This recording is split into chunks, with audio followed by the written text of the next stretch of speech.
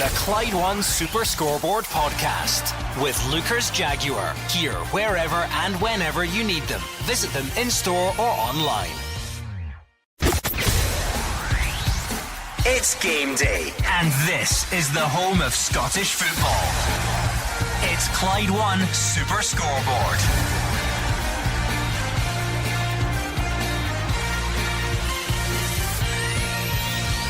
Good afternoon and welcome to Clyde One Super Scoreboard for the penultimate set of pre-split fixtures. If the title race did end last weekend, Michael Beale needs to keep up Rangers' end of the bargain as long as possible at home to St Mirren today. There's an Edinburgh derby underway which could have huge knock-on effects for both. Livy St Johnstone and Dundee United Motherwell make up your Saturday offering. It started last night, it continues tomorrow. Big games up and down the country. I'm Gordon Duncan, and joining me in the studio is Gordon Dalziel, Mark Wilson and Hugh Keevins. I love a day that starts with a game on a knife edge. Kevin Nisbet scores for Hibs, put them 1-up against Hearts. Ross County lost to Aberdeen last night. Aberdeen's 6th win on the bounce. Could today in Edinburgh be Hearts' 6th defeat on the bounce? That would be a disaster for them. At Ibrox, there's a disjointed look at Rangers because of injuries, and they need to be careful against St Mirren. Any drop points today and at Pittodrie next weekend, Celtic could be champions before the split. Dundee United also need something at Motherwell. I don't fancy their chances much, I have to say, but the bottom three separated by 3 points. What a weekend, what a day in prospect. Yeah, it certainly is. The weather is smashing as well. Never a better time to play your football than April when the sun is shining, but there is still some pressure on the teams playing today. Dundee United fighting for their lives away to your lot, Motherwell, who still have their sights set on finishing best of the rest of the bottom six.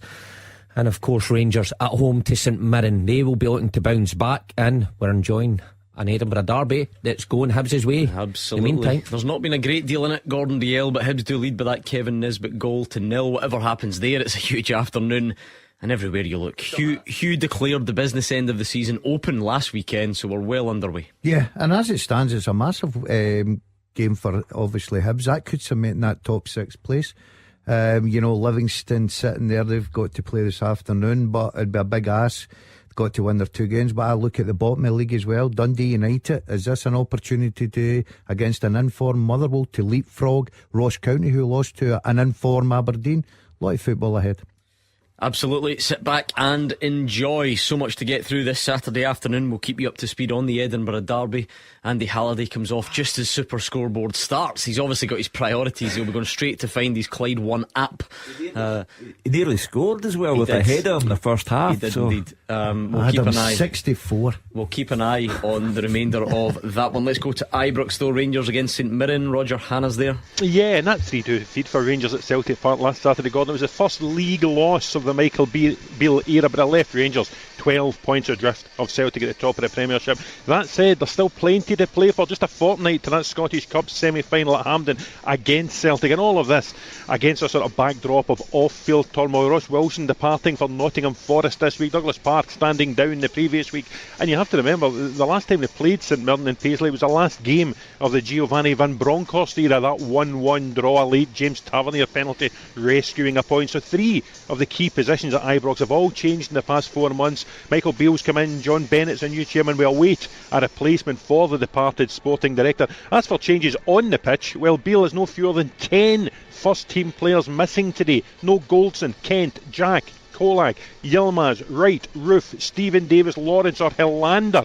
But that still means there's only 2 changes from the side that lost at Celtic Park a week ago. Out go Jack and Ken, in come John Lundstrom and Fashion Sakala. So Rangers will be Alan McGregor in goal as a back 4. James Tavernier, the captain, who scored his 100th goal for the club at Celtic Park last week. John Suter, Ben Davis and Borna Barisic all keep their places. Lundstrom comes in with Nico Raskin in midfield, and it's Todd Cantwell, Malik Tillman and Fashion Sakala behind Alfredo Morelos on the bench. McLaughlin, Hadji, Matondo, Kamara, Arfield, King, 19-year-old Ross McCausland and 19-year-old Aaron Lyle, both of whom could make Rangers debuts today, and 16-year-old Bailey Rice, who did make his debut as a substitute in the win at Livingston earlier in the year. As for St Mirren, well, they've not finished in the top 6 since 1984-85, but terrific wins in the last 2 weekends against Livingston and Hearts have created that opportunity for Stephen Robinson. If they don't do it this week, they can do it next week, and the omen's not great for them coming to Ibrox. They've not won here since November 1991 when Kevin McGowan scored the only goal. They've not even taken a point here since a last-minute equaliser by former Rangers striker Stephen Thompson 12 years ago. 2 changes for Stephen Robinson. There's no Keanu Bacchus, the Australian World Cup star, not in the squad at all. And Thierry Small drops to the bench. He took a knock at Tynecastle last week. In come Greg Kiltie and Scott Tanser. So it's Trevor Carson in goal. Back 3, Marcus Fraser, Joe Shaughnessy the skipper, and Charles Dunn. Midfield, Ryan Strain, Greg Kiltie, Alec Gogic, Mark O'Hara and Scott Tanser. And up top, Tony Watt with the ever-dangerous Curtis Main. On the bench, Urminski, Taylor, Gallagher, Small, Flynn, Boyd Muntz, Offord, Jameson and Grieve. The referee Stephen McLean. The VAR is Andrew Dallas. Well, Roger's stats prove the disparity within Scottish football. 32 years since St Mirren won at Ibrox. 12 years since they scored a goal at Ibrox. But I think with Rangers today, there are many players out because of injury. Is there a residual effect of losing to Celtic last week as well? Are the crowd going to be as up for it as they normally are in the sunshine, but the league's gone? So I think that there exists a chance of St Mirren getting a draw, which would be a major step forward. I think St Mirren would be high in confidence after last week. Rangers, trying to get back in the right track. Must say, when I heard the injury list, I was expecting a much different Rangers side, but it's much the same with just those 2 changes coming in. So no different in terms of style of play or anything like that. I think the fans, there's not really anybody in that team that the fans will go along and say, oh, we're going to see something new or something different. Sakala, Lundstrom, they know what they can do, so no real excuses today for them. I think it's still a big ask. I know what Hugh's saying, but you'll go 32 year, 12 year without a goal, and all of a sudden you're thinking, well, Rangers got a few injuries, they could get something. You look at a Rangers side, it's still a very strong side, very talented side, and also there's players in there with an opportunity of playing in probably the biggest game of the season. Not that many though, Roger Hannah. Is there a conclusion to be drawn there about the way Michael Beale feels about certain players, maybe the way he feels about this end to the season? Because I don't think anyone expected him to completely rip up the league, say it's all over and just start playing everyone and experiment all over the place. But it wouldn't have been wild to suggest Matondo could have started today. Could Giannis Hadji have forced his way in light of the injuries? But there's a clear determination there to keep this as close as possible to the group that he's used so far in his time. Yeah, absolutely. And you can throw in the names of Glenn Kamara or Scott Arfield as well, Gordon. I thought they might have had a sniff at a start today. I wonder if he would maybe rest a couple of players either today against St Mirren or next Sunday against Aberdeen up at Pittodrie ahead of the semi-final. But it looks as if he's going the other way. It looks as if he's going to keep this small core of players together. It's still not sure Conor Goldson will be ready for the semi-final, so he'll want to see Suter and Davis together. I think his first choice midfield pairing is Raskin and Jack, so without Jack, Lundstrom's just the next cab off the rank. He comes into the team and it's Sakala instead of Ryan Kent when he's got this little knee problem that he's dealing with at a minute. So there are no more changes to be had. Be interesting to see what he does off the bench, whether there is extended time for a Hadji or an Arfield or a Kamara or even some of the youngsters on the bench. I saw Bailey Rice coming on for his Rangers debut at 16 at Livingston, didn't look out of place in the few moments that he got. So I think the Rangers fans here, they wouldn't be averse to seeing a Rice or an Aaron Lyle or a Ross McCausland just to give them a glimpse of what the future might have coming out of Auchenhowie. Is that Glasgow in a nutshell, Roger Hannah, where everybody can call this show all week long and say the league's over, it's done? It might have been done before, but it's certainly done now. But at the same time, it doesn't alleviate any of the pressure really on Michael Beale, because if that 12-point gap ends up 18 or 15 or whatever by the end of the season, then things will feel a bit different for him. Yeah, absolutely. And he has had good runs. I said at the top of the show, that defeat at Celtic Park, very narrow, 3-2, could have gone another direction. That's his first league defeat since coming in before Christmas, so he has done a lot of good work here. But, as you say, if this 12-point gap were to become 15 or even worse before the end of the season, and if he was to lose that semi-final at Hampden 2 weeks tomorrow, then the honeymoon period would most definitely be over for Michael Beale, and the next season wouldn't maybe look as good as he would like it to look. Such is the unequal nature of our footballing landscape, Roger. You always find yourself trying to make the case for the underdog. You know, you look at reasons that they might be able to do something, but I wonder if St Mirren are or have as good a chance, maybe even a better chance than any of the others right now of going somewhere like Ibrox and frustrating Rangers. Well, I'll make the case for them right now, because I saw them for Super Scoreboard 7 days ago at Tynecastle. They were terrific. They won the game 2-0. They could have won the game by more. Curtis Main is reborn. This is a season of strikers in the Scottish Premiership, Gordon. Kyogo Furuhashi, 28 goals. But look around. Look what Kevin Van Veen's done for your team, Motherwell. Look what Duke and Bojan Majowski, 35 goals between them for Aberdeen. Look at the influence of Stephen Fletcher for Dundee United last week. And at St Mirren, the man in red hot form is Curtis Main. He terrorised Kai Rolls at Tynecastle last week, and he will fancy getting in among John Souttar and Ben Davis, who, well though they did at times at Celtic Park, were both culpable for costly mistakes 7 days ago. So with Tony Watt at his side, I think Curtis Main will be a handful for Rangers today. One thing I would say though, I think St Mirren will miss Keanu Bacchus. I can only assume it's an injury or an illness. There was no suggestion yesterday that he was going to miss the game, but he is absent from the squad altogether, and his energy in that midfield along with O'Hara and Gogic has been crucial for St Mirren. Yeah, Kai Rolls is not having a particularly comfortable afternoon today either, but we'll maybe get to that a bit later on.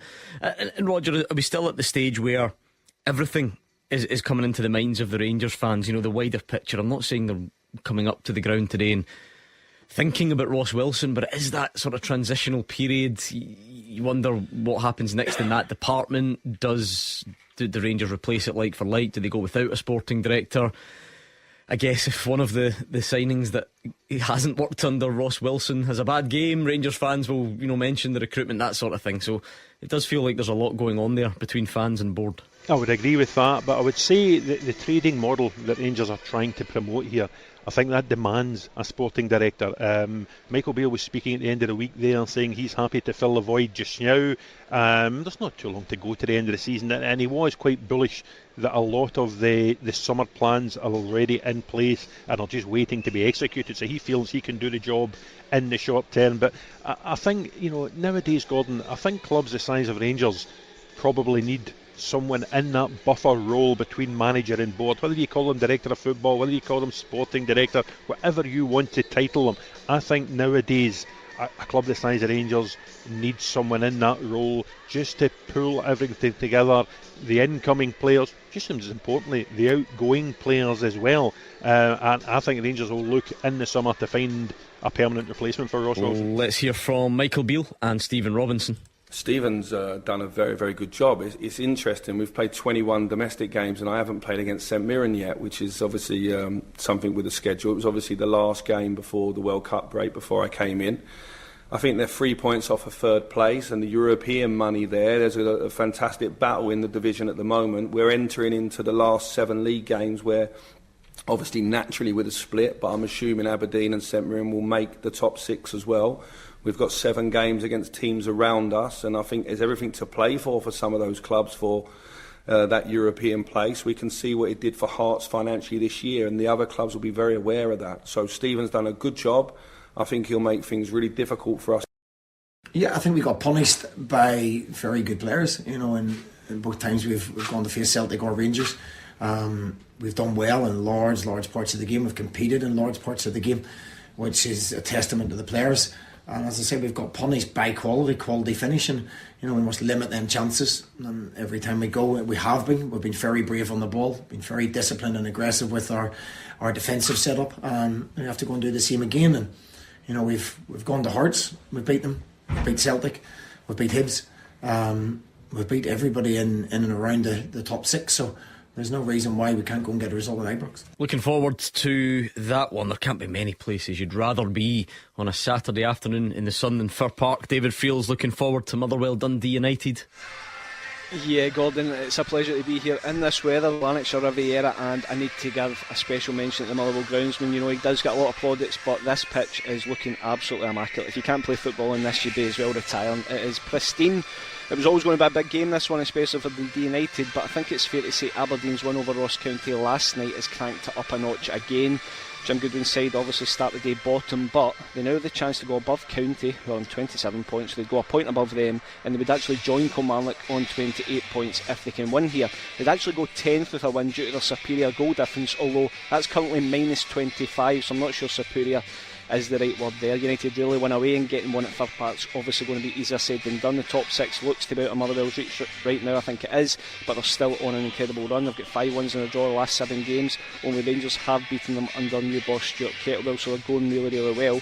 And you can bet every Motherwell fan, and also myself, will be coming here today expecting to see the latest episode of the Kevin Van Veen Show. Dutch striker, the form of his life, 7 goals in his last 4 games. He's now got 22 for the season. I saw James McFadden, the Motherwell legend, this week tipping him to hit 30 for the season, and he's obviously going to be the main man again today. As I say, Stuart Kettlewell going great guns. Sticking with the same team, sorry, for the third successive game. Callum Butcher come off injured last week, but is going to be okay. So it's a 3-4-1-2 formation. Liam Kelly in goals, Paul McGinn, Callum Butcher and Dan Casey at the back. Max Johnson, Sean Goss, Dean Cornelius and James Furlong across the middle, with Blair Spittle in behind, Mikael Mandron and Kevin Van Veen. Subs for Motherwell are Oxborough, O'Donnell, Lammy, Mugabe, Slattery, Aitchison, McKinstry, Blaney and Payton. As for United, they had gone 11 games without a win, but they finally broke that last week when they beat Hibs 2-1, Jamie McGrath's last minute penalty. That obviously ended that horrible record. Jim Goodwin's vowed to attack. He knows draws aren't any good, but with just 1 win from 15 on the road all season, they really need to up their game on their travels. Jim has just made 1 change from the Hibs win. Ilmari Niskanen comes in for Kai Fotheringham. So it looks like a 3-4-3 formation for United. Mark Birighitti in goals, Lokayina, Charlie Mulgrew and Scott McMahon at the back.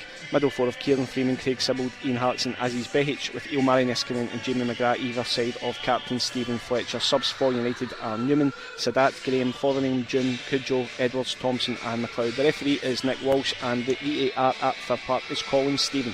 Yes, looking forward to that one. Let's get the thoughts of the guys in the studio. Well, Dundee United, as David has pointed out, have a great chance, but at the moment you're talking about a Motherwell team because of Van Veen and also because of the manager, who are in the ascendancy. When Stuart Kettlewell took over at Motherwell on an interim basis, Dundee United and Motherwell were separated only by goal difference in Motherwell's favour. Now there are 11 points between them, and that's down to Van Veen's goals and the astute management of Stuart Kettlewell. I just feel that the process will continue today and that Stuart Kettlewell will get the 3 points. Put it this way, if I was thinking about meeting Jim Goodwin for a drink later on tonight, I'm not sure he would turn up if he lost. Well, yeah, I think Dundee United are improved under Jim. Not improved as much as Motherwell have under Stuart Kettlewell, like Hugh rightly points out, but Jim came in, steadied the ship, couple of draws early on, and then that win last week was crucial because Ross County won away at St Johnstone last week, put a little gap there, so huge pressure on those players, got into the Hibs game and they got a result. I just wonder what that will do confidence wise. I don't know, I've got a sneaky feeling that United might get something today at Fir Park. I think United are a dangerous animal today, I do. I sort of agree with what Mark's saying, but I think you can only say they've improved under Jim Goodwin if they can go off the bottom of the league. Now, this is a great opportunity this afternoon, but Hugh makes a great case for Motherwell. They're in great form. Van Veen's hitting the back in it for fun. They're playing with good confidence. They're at home, be a big crowd there today. I think that'll be a cracker. What type of animal would you say Dundee United are specifically? Fozzie Bear. I think a lion today. Silver Fox in charge, certainly. Yeah. Silver Fox with the line. The line's on the badge, isn't it? Yeah. Is it? I'm over the moon with that. Just checking. Anyway, on that note, let's go to the Tony Macaroni. Fraser Wishart's going to watch Livy St Johnstone. I am, Gordon, and both teams got a lot to play for here still at this stage of the season. Livy still in the hunt for a top 6 place. St Johnstone still need a couple of results to put any chance of relegation or even for the second year running a playoff to bed. Livy's form has dipped at a critical time in this season. 5 defeats in the last 7. A couple of weeks ago they won the top 6, but in the last 2 games they've been 3 down before half time in Paisley and at Motherwell, and that gives you absolutely no chance of getting anything from the game. So I think David Martindale will be much happier they're back home today for what is a must-win game. I think they have to win this one and next week at home to Dundee United before the split if they're going to get into the top 6. I think if Hibs do hang on and win, goal difference means that even a draw today is probably not enough for Livingston. They've got a decent home record, 7 wins, 4 draws in 16 games, but they've only scored 17 goals in those games. Anderson and Nubly top scorers in 6, and the next 3 are defenders, Kelly, Montana and Devlin, with 4 each. So they're looking for midfield players to chip in a couple of goals today if possible. But a few weeks ago St Johnstone looked safe. They'd won at Fir Park, they'd won at Tannadice, but since then 2 points in 5 games means they're still looking over their shoulder as the teams below them have picked up wins. And last week's home defeat, I think in particular, would have annoyed Callum Davison. They lost to Ross County at home, and that was a real chance to put distance between themselves and the bottom, and defeat means they're only 5 points between St Johnstone and Ross County in that playoff place. And it just puts a wee bit of doubt, a wee bit of worry in the minds of the players. Away from home has actually been better for St Johnstone and their home form, not won at home since November, so perhaps this style of play suits to being hard to beat and using the pace of the likes of May to go on the counter-attack. Good omen for Livy, they've won both games against St Johnstone this season. I think this might be a physical one with few goals in the game at all. For Livingston, no surprise, 4 changes after a couple of bad defeats. Guthrie, Omiyonga, DeLucas and Penrice drop onto the bench. Boys, Montana, Shinnie and Anderson come in for a 4-3-3 formation. Shamal George in goals, Nicky Devlin, Jack Fitzwater, Morgan Boys and Christian Montano at the back. In midfield, Stephen Kelly, Jason Holt and Andrew Shinnie, with Stephen Bradley, Bruce Anderson and Joel Nubly up front. Jack Hamilton, Jamie Brandon, Louis DeLucas, Stefan Omiyongo, Sean Kelly, James Penrice, Scott Pittman, Dylan Bahambula and Curtis Guthrie are on the bench. 3 changes for St Johnstone after that poor result against Ross County. Brown, Witherspoon and Rudden dropped to the bench with McPherson, Murphy and McLennan coming in. And a change of formation for St Johnstone. It looks like a 4-2-3-1 rather than the usual 3-5-2. Remy Matthews in goals, Ray Wright, Ryan McGowan, Liam Gordon and Adam Montgomery at the back. Midfield, Cammy McPherson and Dan Phillips, with Jimmy Murphy, Melker Hellberg, Conor McLennan behind Stevie May as the lone striker. Subs for St Johnstone: Ross Sinclair, Alec Mitchell, Jason Brown, Tony Gallagher, David Witherspoon, Theo Bair, John Morland, Zach Rudden and Graham Carey. And the referee today at Tony Macaroni is David Monroe, and the VAR is Kevin Clancy. It's all heating up in the Edinburgh Derby, but it's almost finished. We'll give you the full-time story, Nick. And now a word from our podcast sponsor, Lookers Motor Group. They've got Jaguar, Land Rover and Volvo showrooms across Glasgow and the West, so you can find the new or used approved car that's right for you. The Land Rover showrooms can be found in Motherwell, Darnley and the north of Glasgow, with their Jaguar and Volvo showroom found in Hillington. And right now at lookers.co.uk you can browse and shop 24/7, value your part exchange, order and take delivery from the comfort of your own home. Every approved used Jaguar, Land Rover or Volvo comes with a minimum of 12 months warranty, roadside assistance, MOT test warranty, an independent mileage and service history check, software updates and lots more. Check out lookers.co.uk to get your new or used approved Land Rover, Jaguar or Volvo today. Now back to the podcast. Who said finding cheap motor insurance had to be hard?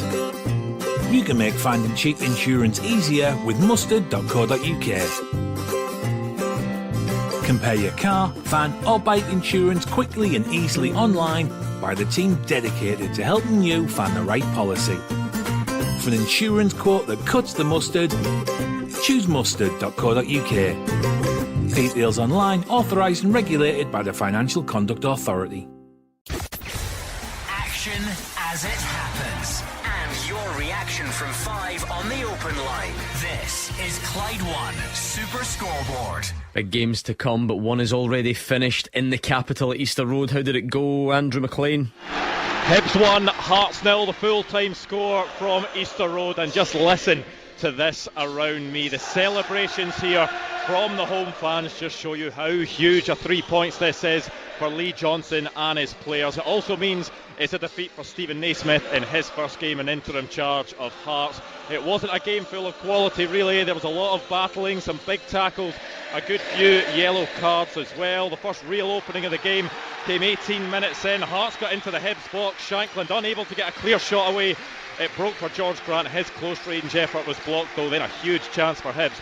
24 minutes in, the ball breaking off George Grant into the path of Ewan. He was at an angle, close range. He fired it across Sander Clark, who managed to get a leg in the way. It was a big save. Ewan probably should have done better though. Another chance for him 2 minutes later. He sent a shot over the bar from Kevin Nisbet's cut back 10 minutes before the break. Andy Halliday had a really good headed chance at the back post from Barry Mackay's corner. That was smothered by David Marshall. A third chance for Ewan after the break. A fresh air swipe it was in the Hearts defence. It saw the ball fall to the striker in the box, but it was a tame effort really towards Xander Clark. Hibs were creating the better openings though. Nisbet and Cadden within a few minutes of each other, both cutting in on their left foot, curling a shot wide of the post. They looked the most likely to open the scoring, and it came from a set piece. A corner curled to the back post. There was Paul Hanlon to head it back across the face of goal, and Kevin Nisbet volleyed high into the net for the opener, and what proved to be the winner in this game as well. The Hibs players still walking round the Easter Road pitch, taking in the atmosphere, the fans.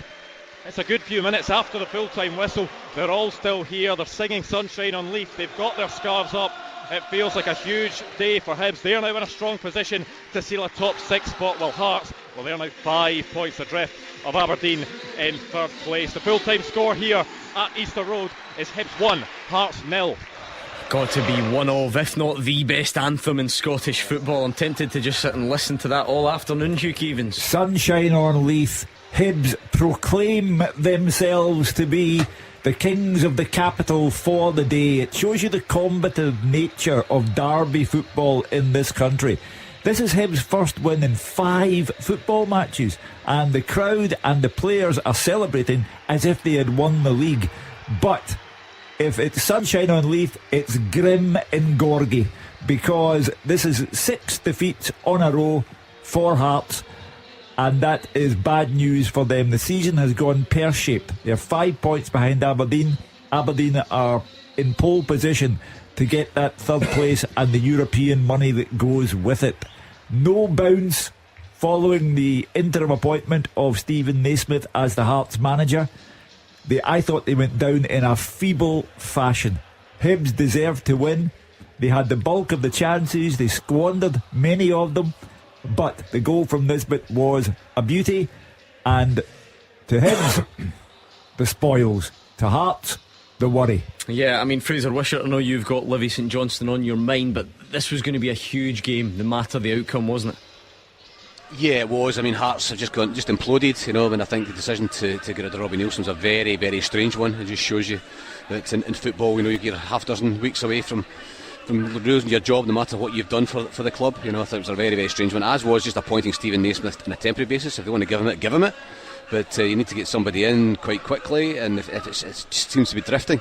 And even for Lee Johnson, as you were saying there, you know, the fans and the players are celebrating as if they won the league. If Lee Johnson had lost this one and say Livy had won, all of a sudden he's under real pressure as well for his job. So those are the fine lines at football clubs. Hibs will enjoy their day in the sun, but for Hearts, goodness me, for such a strong squad and such a good team, the wheels have just come off in the last few weeks, and now they're in real danger of not even finishing in third place, which is what Andrew McKinlay said was the absolute minimum.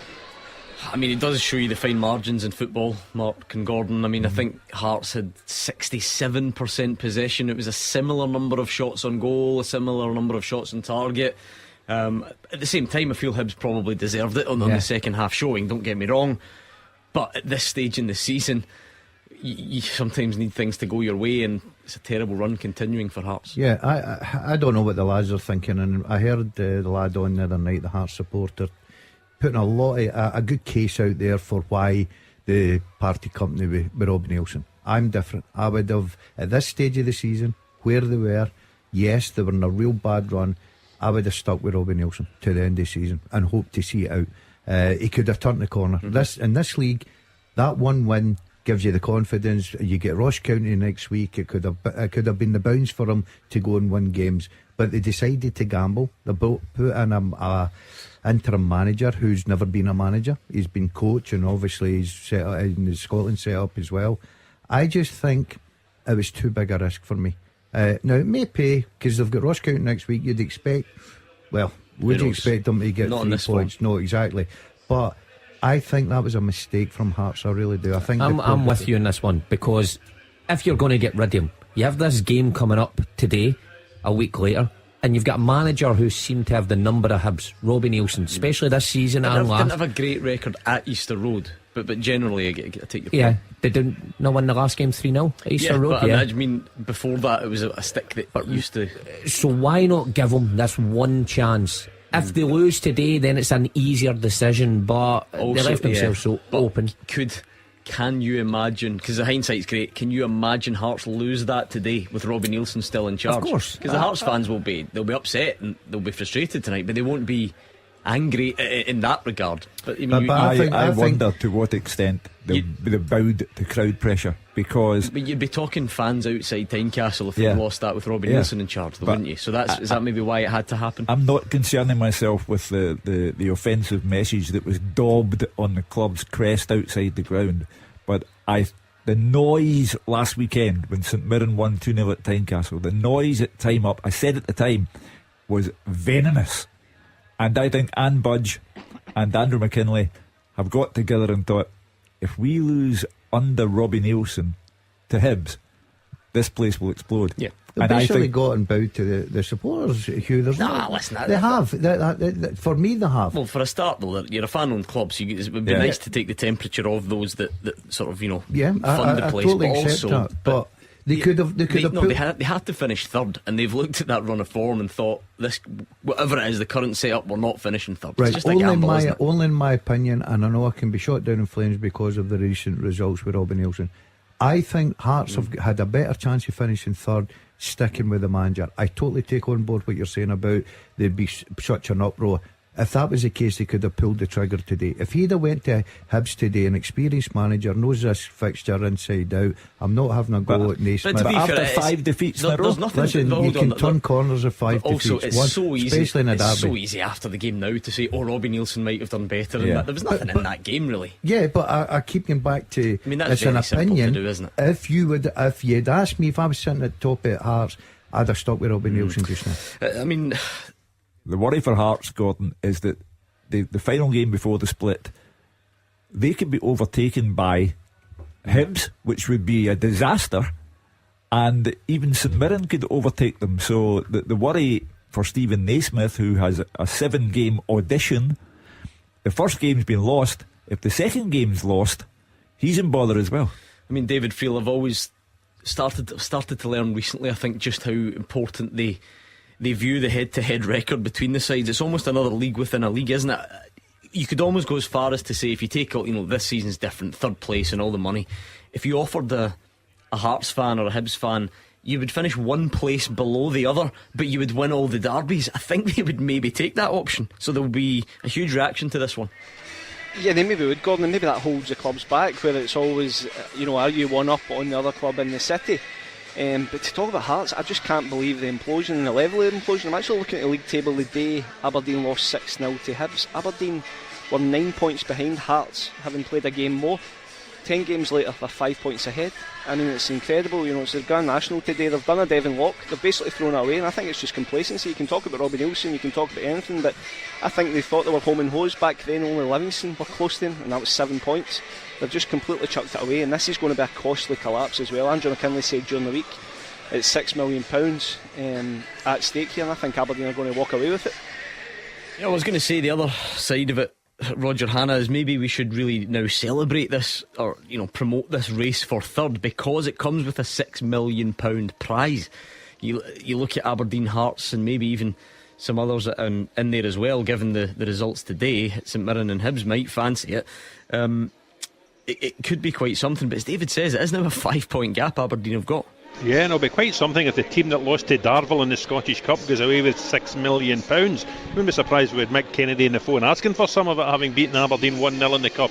I'm not sure what it says about the teams who are distantly below Celtic and Rangers in the league, but it certainly is exciting. I'll give you that. And Barry Robson has done a terrific job at Aberdeen. I think last night 6 consecutive wins, the first time they've done it in over 6 years. 5 clean sheets out the 6, I think 7 wins out of 9. They are the form team, and Duncan and Majowski, they have got strikers who have got 35 goals between them this season, and they deserve to where they are. They deserve to be third. But if St Mirren were to get something at Ibrox this afternoon, they're very much in the push for Europe as well. And could you rule out Hibernian after the shot in the arm they'll get from that Kevin Nisbet winner in the derby this afternoon? Yeah, that race for third is going to be quite something. We'll go back around the grounds next.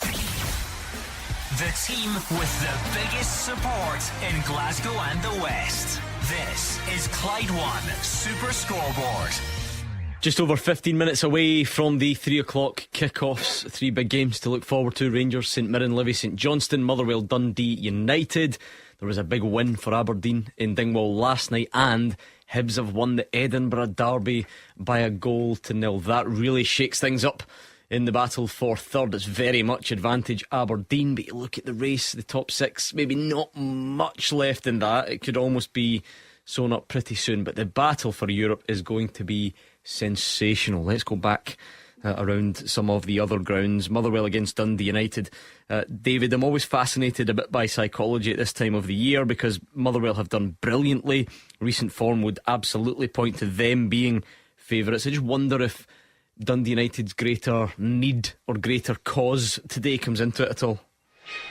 I'm not so sure.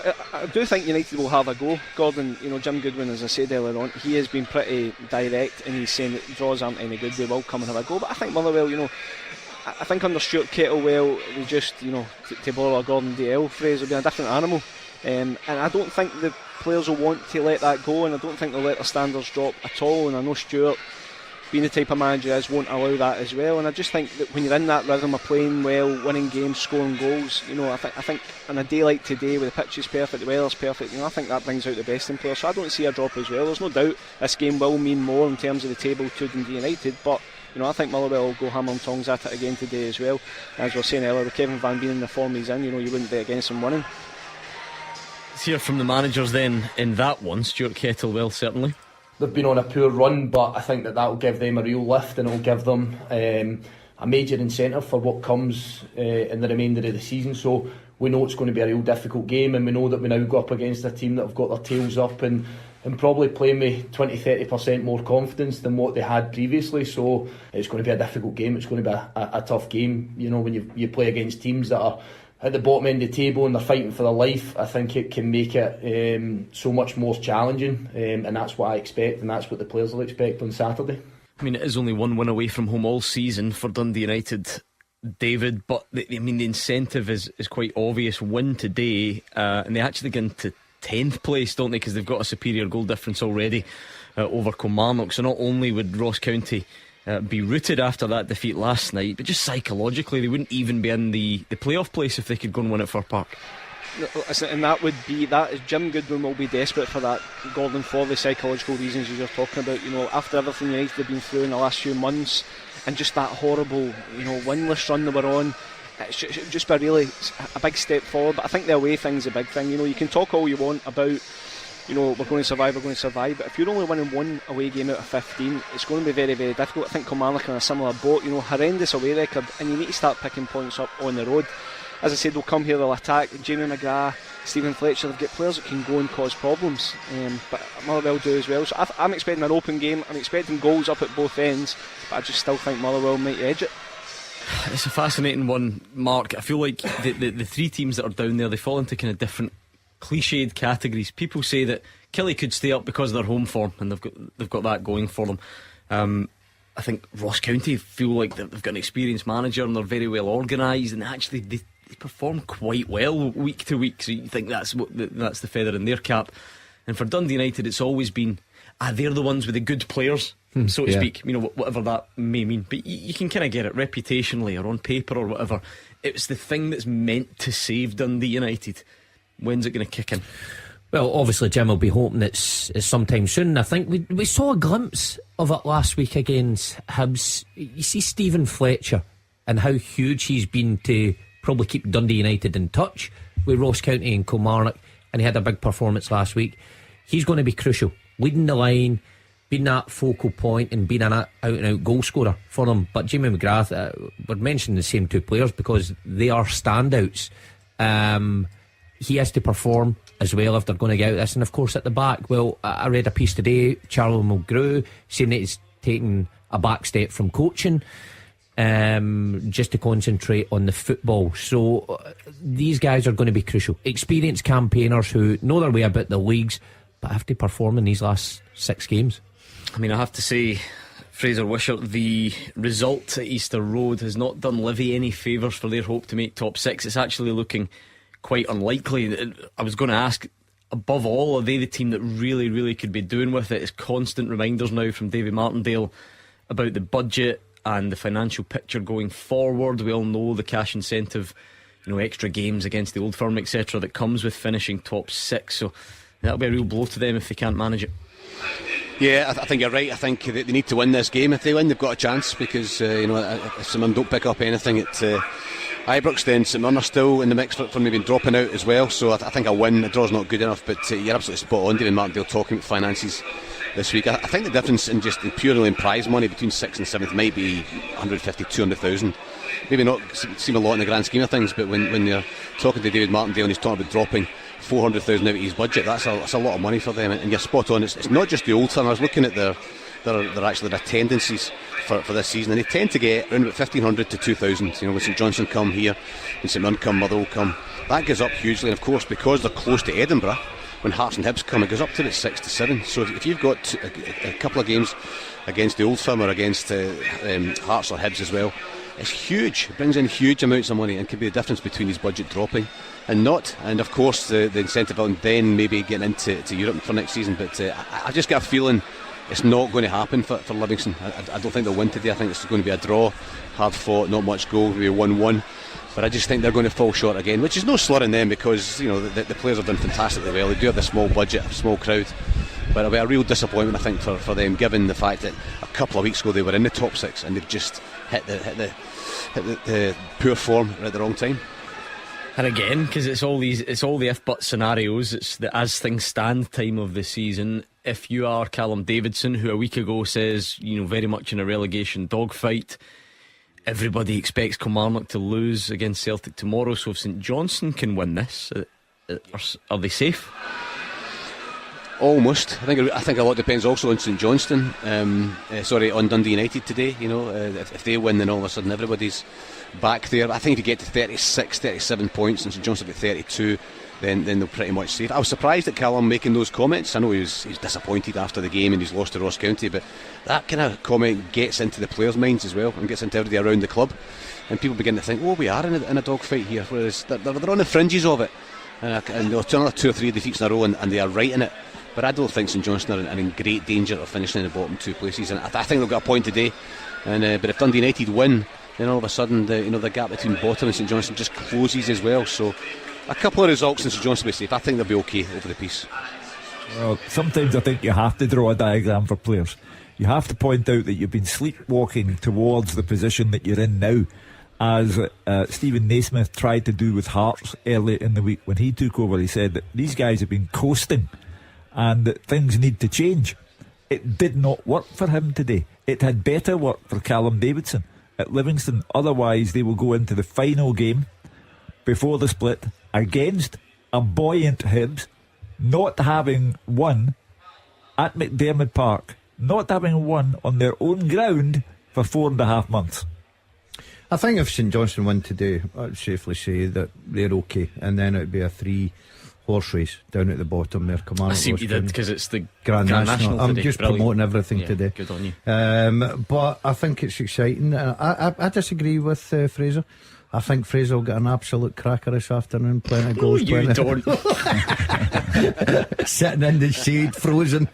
But I think that Livingston will win it. I really do. I've got a feeling for Livingston. Do you think this is Beecher's Brooklyn for St Johnstone? Tell me you're at least getting a bit of sun, Fraser. No, not at all. I've got the scarf, the bonnet and the gloves on that I usually have in the winter time. It might be sunny in Clydebank looking at that windy, but there's a nice wee cool breeze always hits you here at Livy in the press box. Can't beat it. Anyway, we'll go back to Ibrox for kick-off next. The winning team all season long.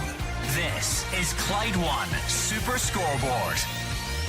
Just a few minutes away from kick-off across the country in the 3 o'clock games. Let's go back to Ibrox, get a recap of those teams with Roger Hannah.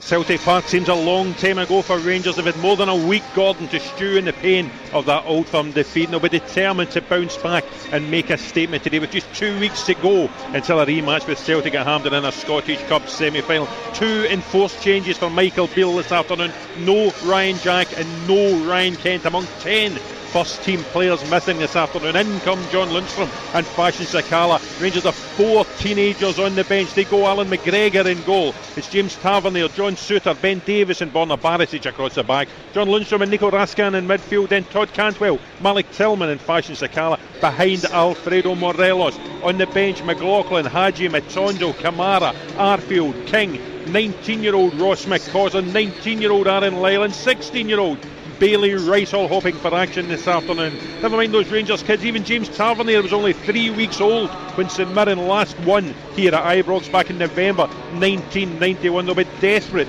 to change that statistic this afternoon. They too have made 2 changes as they seek to close in Aberdeen third place, and that's £6 million European jackpot. Out go Keanu Bacchus and Thierry Small. In come Greg Kiltie and Scott Sands this afternoon. So it's Trevor Carson in goal, the back 3, Marcus Fraser, Joe Shaughnessy and Charles Dunn. Across the middle, Ryan Strain, Greg Kiltie, Alec Gogic, Mark O'Hara and Scott Tanser. And up top, Curtis Main and Tony Watt. On the bench, Orminsky, Taylor, Gallagher, Small, Flynn, Boyd Muntz, Offord, Jameson and Grieve. Our referee is Stephen McLean. The VAR is Andrew Dallas, and we're just waiting on the teams to take to the playing surface, Gordon. Yeah, I mean, Roger, everyone knows, I think, that the league is pretty much done, but that won't really alter the expectation level from these Rangers fans today, will it? Absolutely not, and there's a 3-pronged ambition for the end of the season. They want to successfully defend the Scottish Cup that they fought so hard to win last season. They want to cut the gap on Celtic to single digits again, and of course they want to beat Celtic here after the split.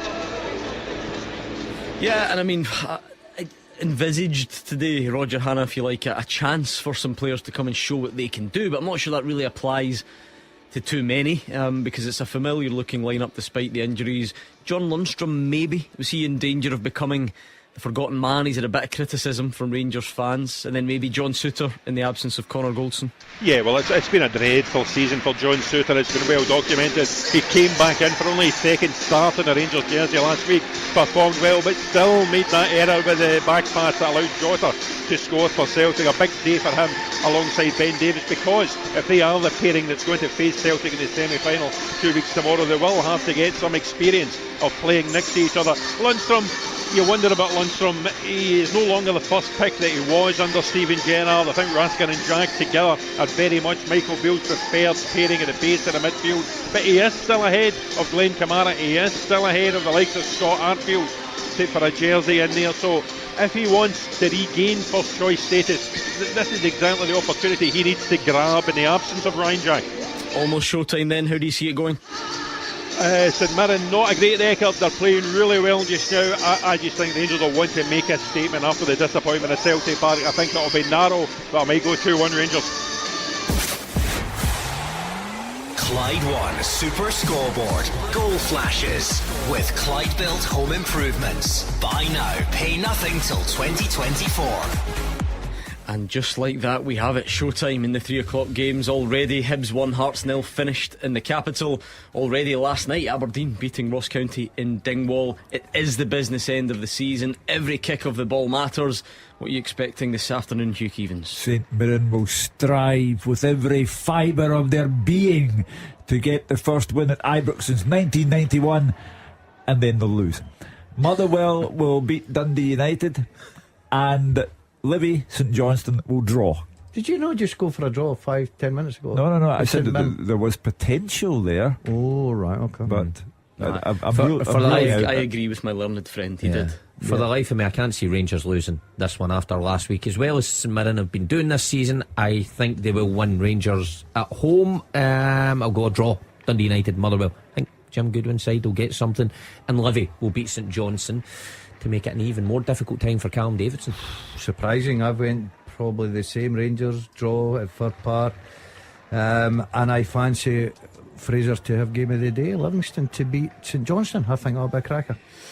Strap yourselves in then, let's see how we get on in these 3 o'clock games, and then of course it will be over to you on the open line when it's all said and done. I've been meaning to correct you all for about an hour now, but so the damage is probably done because people are in the stadium by now.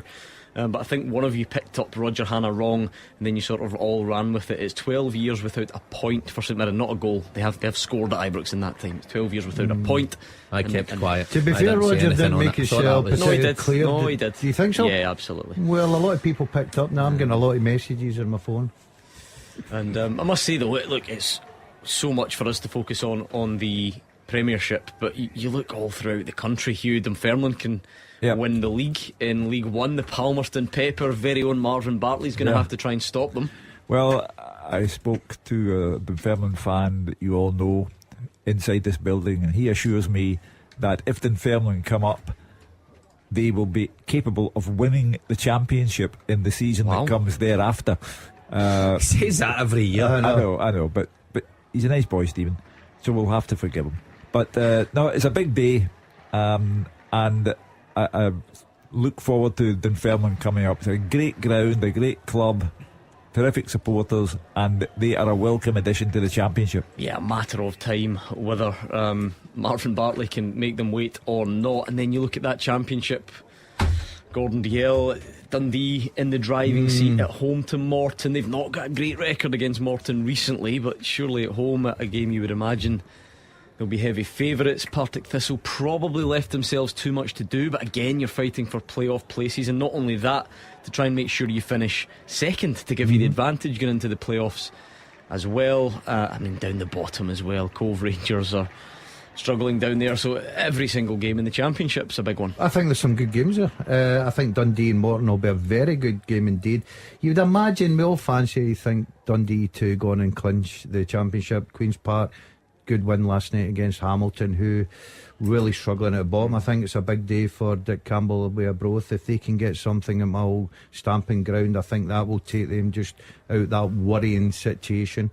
Partick and Ayr, I think that'll be a cracker at Firhill. 3rd and 4th, 2 teams that can score goals, be a cracker. It looks like one of 2 will win it, certainly. That's Dundee and Queen's Park, both level on points as things stand. Or am I looking at a table that isn't taken into account now that the games have kicked off? There is every chance.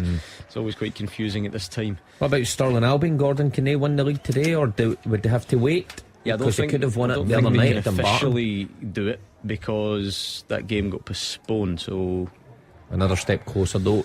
Both away from home, are they? Stirling Albion and Dumbarton today, so yeah. Interesting all through the league. Tired's one word for it. Yeah, that pre-season game against Aberdeen's just taking its toll now. Anyway, let's get your teaser up and running. We've got our first goal in the Championship, and it's a goal for Raith Rovers. Raith Rovers 1 Arbroath 0. Scott Brown, not that one, has scored after 3 minutes. That tells me that the goals are going in early doors, so we need to get the teaser ready, Hugh. Shall we? Yep. The first half teaser with the scottishsun.co.uk/football for the best football news and opinion online.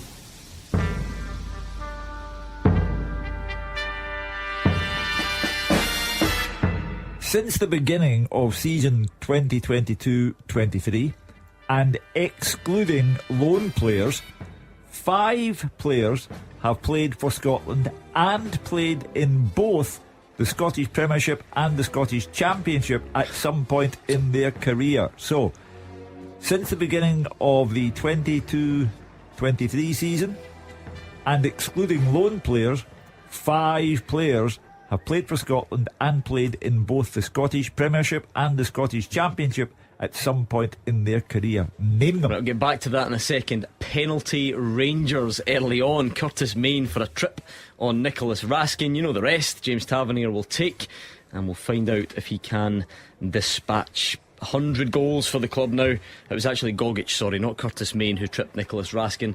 It is not the start you want to make if you're Stephen Robinson. You want to go and frustrate and be hard to break down. They've given away a penalty inside the first 4 minutes. I'm not entirely sure he can have any complaints. Nicholas Raskin nips in, he's too sharp for him. Gogic is on his heels and trips him. Gogic is kind of hoping that it's outside the box, but I don't think it is. And it's a grim start. Of course, Tavernier still has to score. Well, he scored 50 penalties for Rangers as part of the 100 goals. So that's St Mirren's afternoon over. And they can already. Oh yeah. You don't come back from that. I don't know if he scored it yet. 10 minutes ago, they potentially got a draw. But that's the trouble with before potential. The game started. That's James the trouble with Tavernier potential. steps up. Saved by Trevor Carson. Wow. A very good goalkeeper. We should know not to write him off completely. He has missed a few because he's taken so many, but he's usually pretty good. He's pretty clinical from there. But Trevor Carson is a decent stopper on his day, and he's saved it down to his right and denies James Tavernier. They better hang about for this afternoon then, because their afternoon isn't over. No. Yeah, wow. What a start to this game then. I don't think there was any. A VAR check. They're going to wait to see if he's off his line. Oh my goodness. Or to see encroachment or something along those lines. Oh my, that's going to be extremely sore on St Mirren if this goes against them. You have to say. Well, play on. It is Rangers 0, St Mirren 0. Tavernier has a penalty saved after just 5 minutes. He scored the goal of the season last week at Celtic Park with a free kick that the likes of which you will not see bettered all season long or any season to come. And yet he misses a penalty right away, and that was the chance to really upset St Mirren and make it an even longer afternoon. But the goalkeeper was magnificent. There's a big chance for you to improve as a human here. Yeah. You're always critical of goalkeepers. How good's that from Trevor Carson? Yeah, first I thought it was a poor penalty, but you can't take anything away from the goalkeeper. I think he reads it perfectly. It's a good height for him. There's no question that he's off his line. He times it perfectly, Gordon, and all credit goes to Trevor Carson. But I'll go back to it. Poor penalty. I don't think it was a particularly poor penalty kick. I think there's no pace take in it. away from the There's goalies. no pace in that penalty kick. If Carson goes the other way, he's not saving it. That is nestling in the side netting, and everyone goes, "What a brilliant penalty!" Yeah, but my personal point in this is, if Carson goes that way and it's a good penalty, still he ain't saving it. So doesn't matter. No, it was a poor penalty. I'm giving credit to the goal. I think he never does. Chooses his side. He goes early. I think there's nothing really wrong with the penalty, and the goalkeeper makes a good save. I'm saying good save. He says it was a poor penalty. It was a poor penalty, and I'm sure James Tavernier will admit to that. Only in the sense that every penalty that doesn't end up in the net's a poor one. That's not a particularly bad penalty. Come on. Do you not think that was a bad penalty? I'd be disappointed with that. Yeah, because it doesn't go in. So I get that, but come on.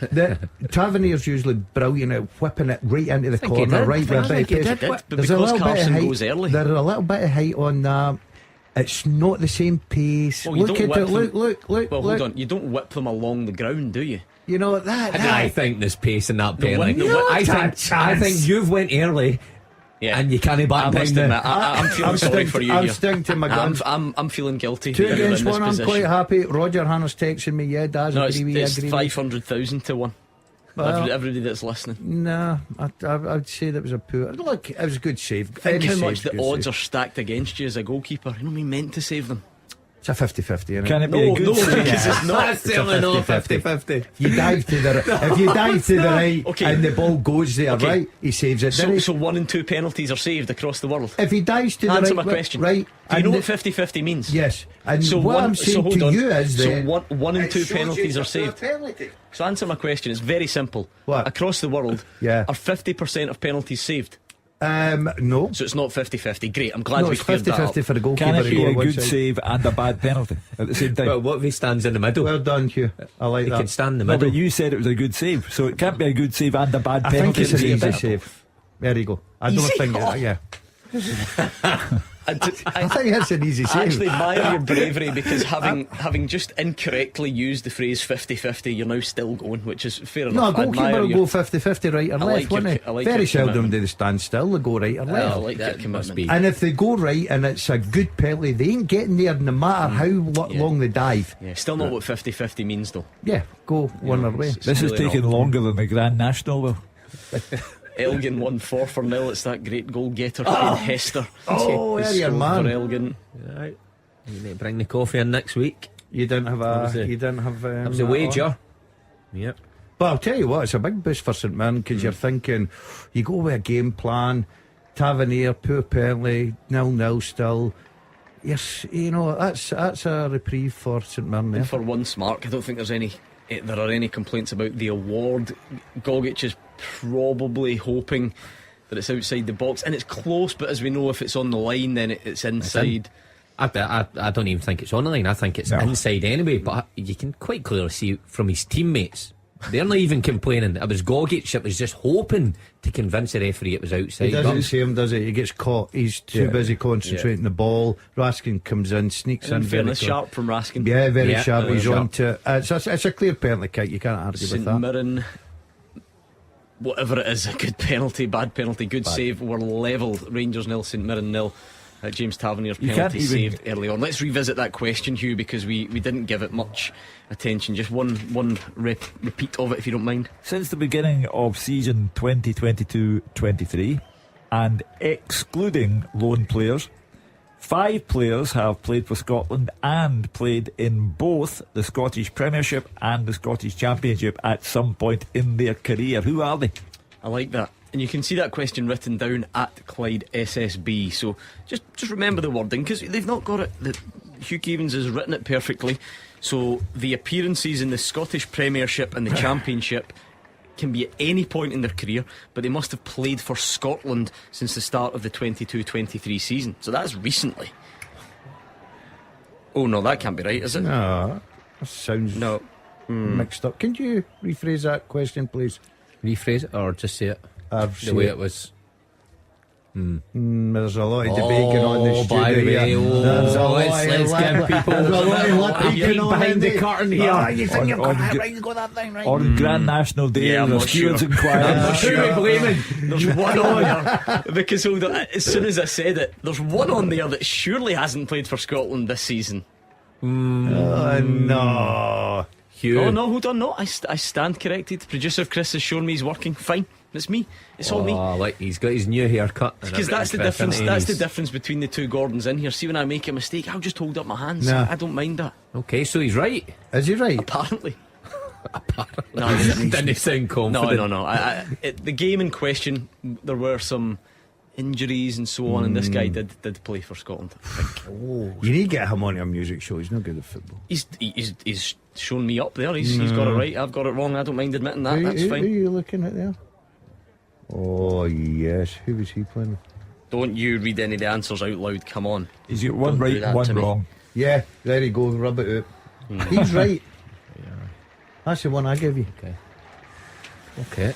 Hard work, honestly. I've got to come in here on a Saturday. Work with him. Sorry, Hugh. The old Seagulls. It's Chelsea 1, Brighton 0. Conor Gallagher with the goal. Watched a bit of Chelsea against Real Madrid through the week. I mean, bit of an enigma, because they could have been about 2 or 3 up in the first 10 or 15 minutes, and then once again they go backwards. Weird side at the minute is Chelsea. I think Dundee United have started quite well for Park. Good chances down the left, a good attack, down the left. Stephen Fletcher, usual source of danger. He had a header back across the goal, cleared away by Furlong. So a decent start for Dundee United, which is exactly what they need. Hugh Keevins need a good start, middle and end to this one. Yeah, of course. It's a fascinating thing. It's good for other people, but not for the managers of the respective clubs, like Ross County, Malcolm Mackay, Jim Goodwin at Dundee United. It's not good for them. Derek McInnes playing Celtic tomorrow with Kilmarnock. And St Johnstone not yet out of the woods. The bottom 4, and not excluding St Johnstone, the bottom 4 makes for fascinating viewing. Big goal in the Championship. Partick Thistle 1, Ayr 0. Scott Tiffany, remember, there's only a point between those sides in favour of Thistle, so that is a real chance to try and extend that advantage. I suppose the only thing, thinking about the scheduling of the playoffs, there's not loads of difference between finishing 3rd and 4th. Second's the one you want to get to, isn't it? To try and give you one game fewer. Certainly the new manager bounced for Hill. You've got to say. It's more than a bounce now. It's been quite some time. I'm delighted for Chris because he wasn't too good on the show, I remember. He's went into management and been absolutely brilliant. I'm only kidding. A history of Scottish football and 100 objects, as tweeted, says, according to Sports Quotes and Facts, there have been more than 100,000 spot kicks given since 2009.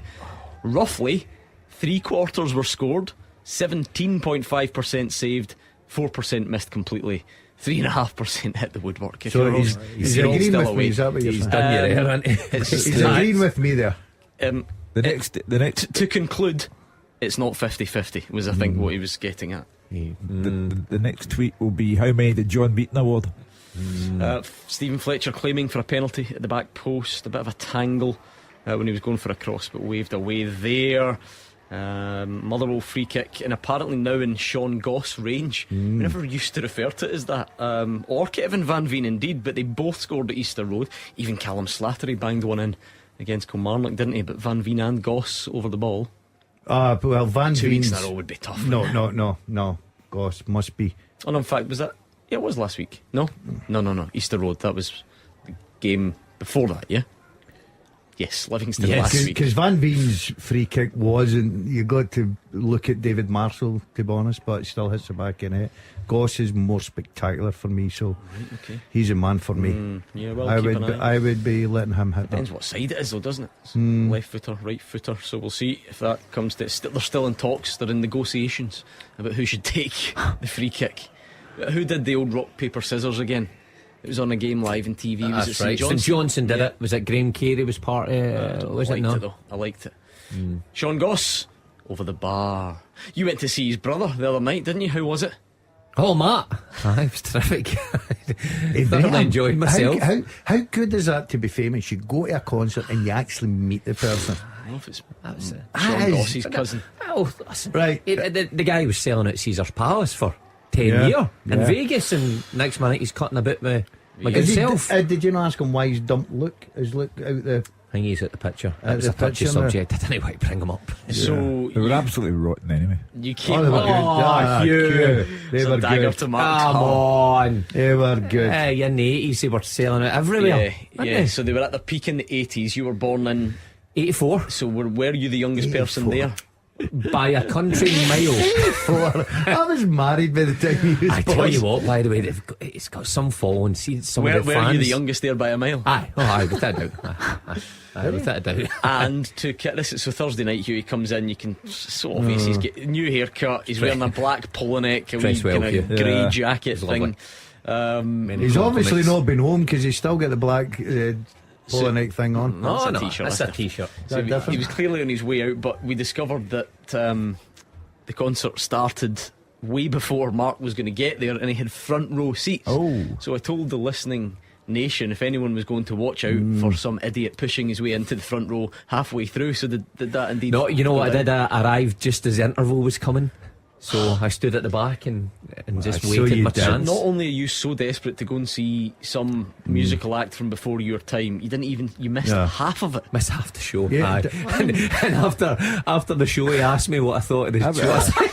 I loved the first half. It's brilliant. First half was smashing, mate. What song was your favourite? I wish you had come back. Anyway, what was your best? It was a bit of pressure. He said, was that what you expected? I said, oh no, way better. Way better. Is that what he was asking you? Way better than what I expected. Nah, mate, I want my money back. Oh, I love that. Imagine I just says no. Nah, wasn't very good. Yeah, Dundee are not as interesting as Mark's story, but it is a big goal. Dundee 0, Morton 1. Dara O'Connor on 17 minutes. You have the feeling throughout this championship that none of them want to go and kick on and win it, but someone's going to have to, and that would be a huge missed opportunity. I did say Morton have done fairly well against Dundee in recent times, and Dara O'Connor has put them My ahead. horse in the National has a jockey whose first name is Dara as well. So there we are. That may be an omen. It may be a useless piece of info. We'll find out before the end of the afternoon. What time is it again? Usually 5:15. Like a 5. Yeah. Elgin have come flying out the traps. Elgin 2, 4-0. Aaron Reid with the goal. Casey's gone just wide from a spittle corner at Fir Park. Should have scored. Should have put the hosts in front. So there we are. Tell you what, with that Dundee scoreline, imagine that stays like that. You're saying Thistle maybe left it too late. Would they not go 3 points behind them then? If scores stay the same, but it just shows how tight that is up there. We are on Twitter all afternoon as always. Miovski Magic says nothing said about the ridiculous VAR decisions against the Dons last night. Not a sending off. And Miovski goal, it looked perfectly fine from what I've seen. No offence, Miovski, we just kind of have to disregard that second point, because we can't take that anywhere. When Hawkeye tells you it's offside, doesn't, and I mean this in the politest way, whether you think it looks fine, there's just not a great deal of debate to be had there, because there's not much we can do about it. What we can do is have a good old tear up about Graham Shinney's sending off. Well, I said to you, and you explained the rule to me very well, but I still think it's harsh. Yeah, I thought he could have stayed on the park. He is a bit headstrong, Shinney, but I thought it was harsh. I thought it was a red. Yeah, look, when I seen it at the beginning, I'm thinking, yeah, okay, he goes into a strong tackle there, the usual cliches, he wins the ball.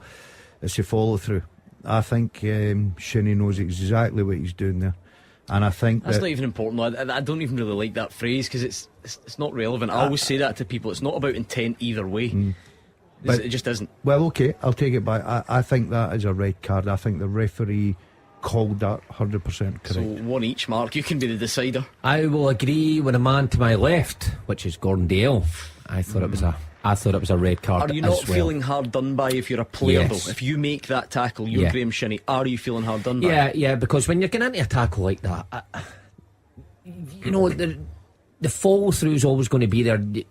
You're always going to come together with a player. It's just where your studs land and how high it is, and the referee has to take that into consideration.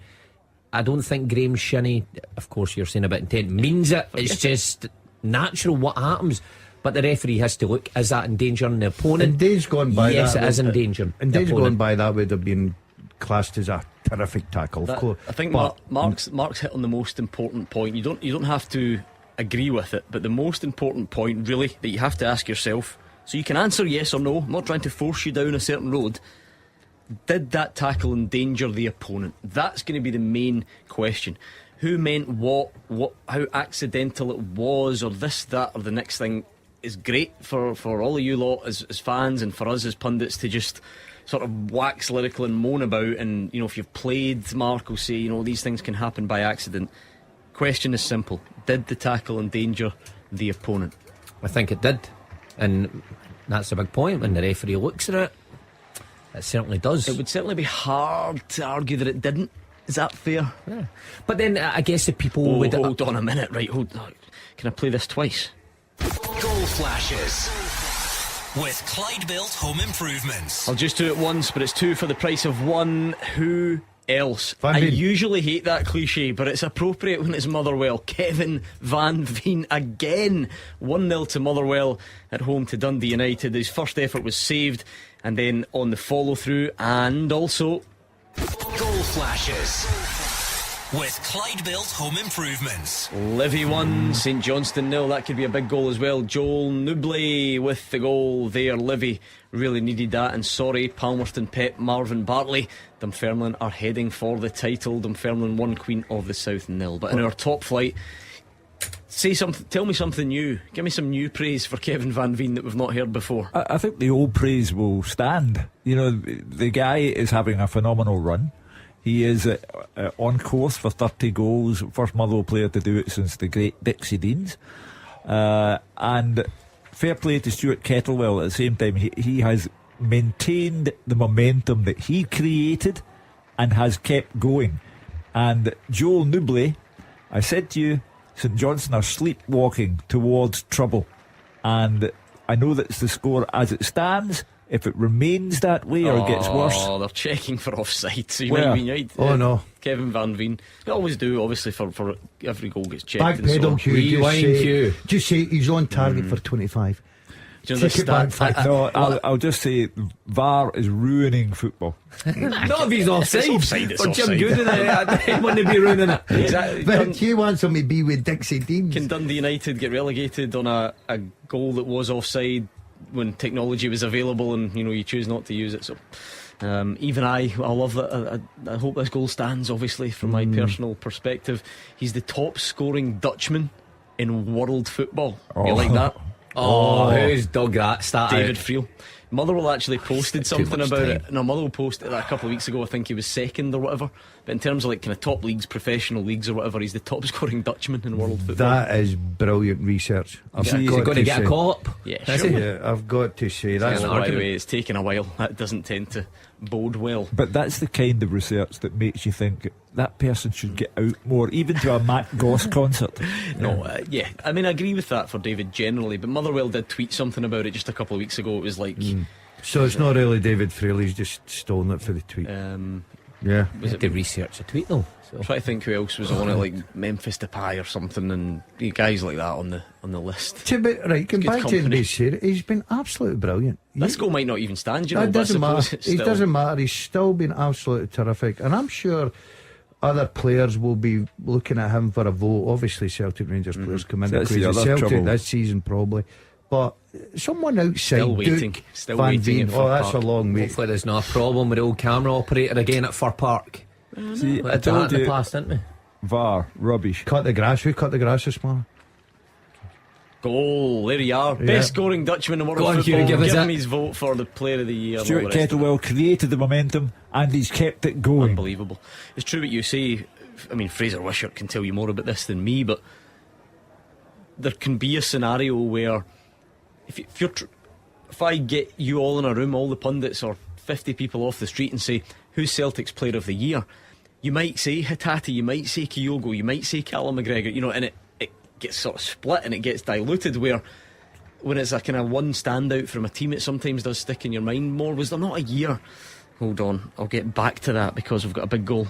Goal flashes with Clyde Built Home Improvements. Missed a penalty earlier, but Rangers are in front. Taverniers cross this time. Good move from Rangers and finished off by Todd Cantwell. Probably what Rangers were needing. Not a great deal doing before that, but he's been excellent in the start to this game, and he's scored off the underside of the bar, and it's Rangers 1, St Mirren 0. Todd Cantwell, in a game like that, tends to shine. I didn't think that he stood out in the game against Celtic last weekend. He's one of the players that has to rise to that particular occasion, but I thought it was over when St Mirren conceded the penalty. It's definitely over now. Wait till VAR intervenes. I think Cantwell is becoming a fan's favourite. I think he's settling into his Rangers career very, very well indeed. Decent player, getting goals.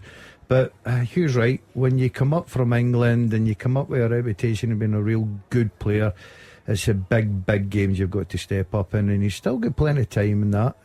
But so far, it's been a good start to his Rangers career. Especially at Ibrox. I think he's looked to spark, you know, that creativity that Rangers maybe have lacked sometimes when Kent's off the boil and Tillman's not quite there. Cantwell certainly injected something.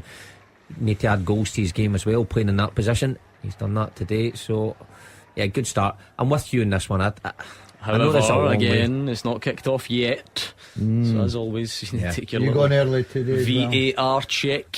Yeah. For something. Another free kick for Motherwell. I mean, Van Veen's demanding it now. Yeah. If Goss misses the first one, that's you. Don't care where it is. He's on for a hat trick. Possible offside in this Cantwell goal, so we'll have to take a wee breath and then find out. Jim Duffy's Clyde had gone one up on FC Edinburgh, but Innes Murray has equalised with 29 gone in that one. Big Innes. Don't want to get into the dressing room after him. Certainly. 10 minutes. Falkirk 1, Airdrie 0, Kai Kennedy. That's an interesting one because although Dunfermline are going to win it, these sides look destined to meet in the playoffs. Montrose 1, Peterhead 0 goal at Ibrox, so no offside doing in that one, as you were. Well, 5 points between Falkirk and Airdrie, so that is a crucial goal in terms of that would wrap that up if it stayed like that for Airdrie. Try to finish second. Dunfermline ran away with it, right enough. What are we thinking on this teaser, Hugh, if you could remind us of the question? Since the beginning of the 2022-23 season, and excluding loan players, 5 players have played for Scotland and played in both the Scottish Premiership and the Scottish Championship at some point in their career. Name them. Okay, let's do some wrong answers to help you along the way then. I can see some of you giving it a good old go, which is much appreciated as always. Let's think about Some good answers coming in. Some really good answers. A common wrong one. Laurie Finlayson's gone. Barry Mackay. Not there. He's not been capped for Scotland in that time, I'm afraid. Where are we? That looks like a good list as well. Kieran would like to throw in John Suter. No, he's not there either. Okay. I had that one, Hugh. Not actually capped in that time, believe it or not, because he's had his. So it's the start of this season, isn't it? Yeah. 22, 23. So yeah, no, he's not. He's been out injured. Greg's Gardens wants to mention Ryan Porteous. Nice of you to mention him, but he's not there. Okay. Not doing so well now, are you? No, he was saying to me then, I'm doing well. He thought I had them all. It's going back away. Yeah, not great for you. Where was he on loan? FC Edinburgh City, as they were called. Cowdenbeath as well. So I not think in the champion, and it might not even have been. No, other than that, yeah, he would tick the boxes. And sorry, no, because it excludes loan players. So there we are. Because, for instance, I don't mind telling you, I'll do a couple of other wrong ones. Yeah, right? I'm wrong. So for loan, if it did include loans, you could have Scott McKenna on loan at Ayr United. Ayr United, yeah. And you could also have, and this one would have been tough, Anthony Ralston. On loan at Dundee United. In the Championship. Yeah. But you can't have them because it doesn't include loan players. So on you go, try and get me the rest of the answers. Remember, it is a race, this first half teaser. So you need to send the tweet at Clyde SSB, and if you head there you can see the question written down as well. Bit of a slip up for Rangers at the back. Davies loses the ball to Kilty, but he just couldn't quite find Curtis Main with the pass. We'll get to this more when we talk about Kilmarnock and Celtic, but Derek McInnes spoke this week about the importance of striking first, something that he's always keen to get across and really wants to emphasise that this week. This is where, if you are St Mirren, you're hoping maybe to frustrate early on and find your way into it. Hugh, once you go a goal down, it does become entirely different. Well, St Mirren struck first against Celtic in the last meeting of the two clubs, and then Celtic scored 5 times in the second half. So it's no guarantee of anything. Absolutely. No, just in terms of the game plan, though, Gordon. If you concede first, the obviously at some point you're going to need to come out a bit more than you were. And I'm not saying they're proper parking the bus or anything, but all those cliches that you hear week in, week out, because they're valid, about frustrating the crowd, and you can guarantee if this had got to 60 minutes today, 0-0, I think the Rangers fans would let the players know.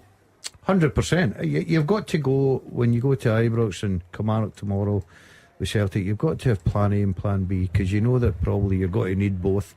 You're looking at early on, keep it tight, don't give in, the old cliches that go with it. But if you lose a goal, it's in the time frame of when you're going to change. Like say, if Kilmarnock had a game plan tomorrow to sit nice and tight and get men behind the ball and where they're going to do their press, and Celtic score after 10-15 minutes, they're not going to rip it up and change it right away. But if it's 60-70 minutes, 65-70 minutes, then it's a different approach from Kilmarnock, because they now know that they have to come out and get themselves forward a little bit more, try and get back into the game. So VAR check for a Livy goal by Stephen Bradley. The assistant ref gave the offside, so it's the other way round if you like. VAR is taking a look, and who's on the VAR at Livy? Kevin Clancy. It's Kevin Clancy. A quieter afternoon he will be hoping He'll for. enjoy that, won't he? Dundee have equalised. That could be a big goal. Dundee 1, Morton 1. Luke Hannant on 32 minutes there. If the goal stands and St Johnstone are 2 down, you'd have to say they're in the mix now.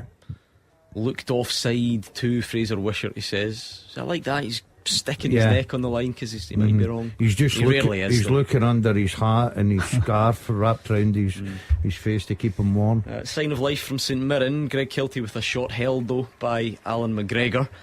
He's not had a great deal to do, but interesting, I've forgotten his name momentarily. Michael Beale was asked yesterday, because Robbie McCrory has returned to training. He's always said previously he'll get a chance before the end of the season. He was asked, is his chance coming? And essentially said yes, his chance is coming. So it'll be interesting to see when. Yeah, I wonder when. Maybe the next week or so. Exactly, because you've got the biggest game of your season coming round, so you aren't going to risk him then. See you've that got again. Sorry, the what's coming round? biggest game. Yeah. Would that make it, just as an example, just next week, does it make any difference to Alan McGregor? You know, it's not like leaving out, you know, I don't know, an outfield player or whatever, and what hoping it would do, offside confirmed at Livy, by the way. Maybe your back four in front of you. Would you create that wee bit of uncertainty? And don't get me wrong, Pataudry next week? I don't think. But then they're all going to be big post Exactly. split anyway. That's the point I was going to make. So you've got Pataudry, you've then got the semi-final, then Celtic will be coming around pretty soon after. If Rangers lost to Celtic in the semi-final, their season would be over. So you might as well play Robbie McCrory from that point onwards until the end of the season, because you've nothing left to play for. But we had this argument before. What do you learn from that then? What do you learn from Robbie McCrory when he's playing in meaningless games? Can you then judge if he's going to be a viable I guess it's option better, for a number two or number one? Than nothing though, isn't it? Because if your alternative is, right, you've got a couple of options here. Play him in the semi-final, not happening. Nope. Don't play him at all, completely pointless. You're kind of left with that. I think you've got to give him a few games. And I know what you're saying about nothing games, but I think it was Roger that says it is today, that when you're playing with Rangers and you're playing there in that stadium, the demands on you are to go and win games. It doesn't matter if they know that you can't win the league or whatever. You can't just say, right, we'll let the season just filter out, and you know, it'd be a good opportunity. I don't see him playing it up. I think McGregor will play Aberdeen. The reason why, you do not want to go to Pataudry and lose to Aberdeen and then get put out the Scottish Cup with Celtic. You've got to get in a bit of confidence. And I suppose, Hugh, that we're now in that interesting time as well. It's kind of hard to forecast because you're looking at when the post-split fixtures obviously aren't out. They generally try and keep the final Old Firm game early on in the split so that it doesn't become a title decider, but it might anyway. You know, it depends who and when drop points, and then Celtic will look for trophy day and all that sort of stuff. The one thing that the SPFL will avoid is any possibility of the game deciding the title. But that's the thing, you just can't always predict it, can you? Because did it not happen a couple of seasons ago? You could literally make it the last game of the season, knowing that the title is won, right? Yeah, and you can have it as your grand finale if you like. Okay, so it's the opposite. You're not bothered about trying to keep it early in the split. It's the opposite. Make it as late as possible. You're trying to avoid trouble. That's what you're trying to do. And then Celtic go on a deliberate losing run so that they can wrap it up against Rangers at the end. I don't think so. When are the fixtures out? It'll be after next week's game. Yeah. But because a lot of the business must be done today. Yeah, but then everything changes just by one team, no? Livy. So Livy's still got a possibility. Am I right in saying there was a combination? No, so if Hearts had won today, that would have secured St Mirren's place in the top six, yes? Yeah, it would have. But it's not quite over the line yet. Someone can correct me if I'm wrong. Okay. Try to do the quick math there. Best move on. Goal flashes with Clyde Built Home Improvements. Saved by the goal flash. It's Livy 2, St Johnstone 0, and it's Stephen Kelly. Livy are keeping their top six hopes alive, and St Johnstone are doing nothing to suggest they won't be getting dragged down the way. Stephen Kelly, 38 gone, 2-0. This is a team, Livy, who over the two previous weekends have been 3 goals down by half time in both the games. They're playing a St Johnstone side, I repeat, who are sleepwalking towards the relegation zone. They've scored 2 goals, Livy. They've had another one disallowed because of offside. Now, what does that say about Livy's performance? Uplifting. What does it say about St Johnstone's performance? Rubbish. I told you Livingston and St Johnstone would be a good game. Fraser, you did. Yeah, Fraser didn't believe me. 2 teams that obviously are not in great form. I think Livy are just different at home. They seem to find that little bit of spark. I don't know if it's a pitch, and we can talk about that all day, but well, St Mirren are not happy. Tony Watt went down under a challenge from Ben Davies as he ran through, but the referee waves play on. So St Mirren not happy with that. Sorry, as you were saying. Yeah, I just think Livy have got a bit about them that yes, they can go through this bad period, but they always find a way out, and they're keeping that top six as stands. They're keeping that quite exciting, keeping that alive, and putting a little bit of pressure on teams just above. You'd worry if you were a St Johnstone fan just now, because they may not finish bottom, but certainly in that playoff position again. Ross County, Dundee United, we'll look at them tonight and think it's hard. Also, I don't mean to sound too unfair, because we pointed out earlier, you think, okay, well, Dundee United have got the good players supposedly, you know, so when do you start seeing that? And Killie have got the good home form and all that sort of stuff. What? I sometimes struggle to feel what St Johnstone have got going for them, and I feel that, I know that sounds extremely rude, probably don't mean it to be quite as extreme, but do you know what I mean by that? Because their home form's terrible. You look at St Johnstone at home this season, lost to Ross County last week, Palmerston and lost, won't be happy, 2-0 down to Dunfermline, who are going to win the league, and lost to Dundee United. That's where Dundee United's only away result has came this season. So listen, Callum Davidson will know fine well after today, because they won't win today. He'll know fine well they are back in a relegation battle. Broader picture as well, you know, the club's looking for a buyer. Jeff Brown, great man, took St Johnstone to where they are today. His son Stephen is now the chairman, but the Brown family feel it's time to have a different leader. They're looking for a buyer, but what are you selling them? You're selling them a club who might be in the Championship next season. That first half teaser's interesting. We had a spot left on the podium. I mean, it's only for a bit of fun, so I won't split hairs too much, but Laurie Finlayson, get those 2 tweets onto one tweet. You need one tweet with all the correct answers on it. You can't split them across 2 tweets, so give us one tweet with all the correct answers, and see if you can come up with it. Hugh Keevins is punching the air in delight because the Seagulls have equalised. Now, we had a man on last night in Super Scoreboard who wanted full-time referees because that would guarantee that things would be better. He didn't say that, to be fair, but as I pointed out to him, Brighton have had 3 apologies this season from the Referees Association for blatant errors that have cost Brighton 9 points. I'm just waiting for this goal to be chopped off. And remember, blatant errors, one that you can't even argue about.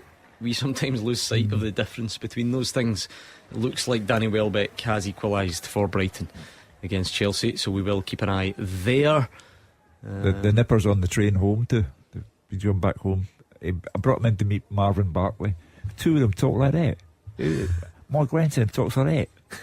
It was like Marvin and Archie Hugh's grandson. You should have heard them. I was just like they just got into their own sort of lingo. Their own lingo. I think Marvin was delighted he stuck with us. Although I must admit, right, if you ever were looking for an insight into the life of Hugh Keevins, you two would have loved this, right? So Marvin Bartley, true to form, turns up 1 minute to 6 the other night. Disgraceful, right? He's got his fob.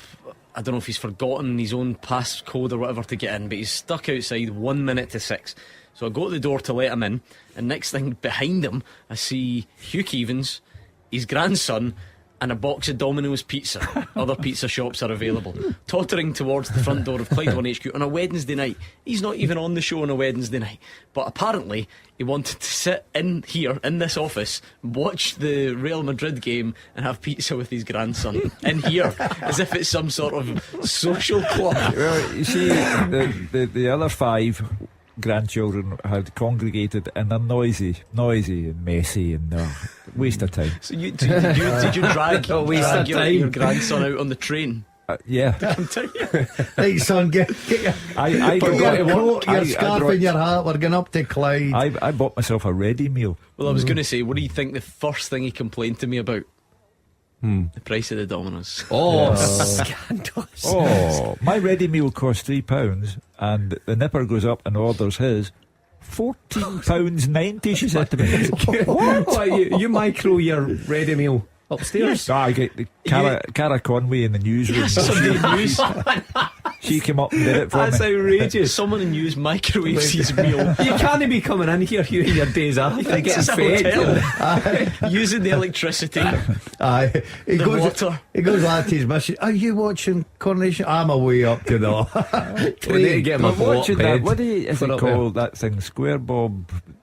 SpongeBob. Yeah, Square Bob. They were watching SpongeBob SquarePants, whatever he's called, and I thought, nah, we want to see Chelsea and Real Madrid. We're off. It's funny how the stories on this show, though, people don't forget out there, do you? You know, things that you think happen sort of incidentally and you move on. I took myself across to the butchers, Rogers Butchers, across the road today again, get myself a a wee ready meal before the show, and as soon as I walked in, the boy said, "Just Mew, make sure you don't drop that in the carpet again." They're always listening. I get away with nothing. And do you know what? I genuinely did nearly drop it again. I don't know what's wrong with me. It's in my head now. So anyway, half times are about to go, Hugh Keevins, so let's round this off if you can. The first half teaser. With the scottishsun.co.uk/football for the best football news and opinion online.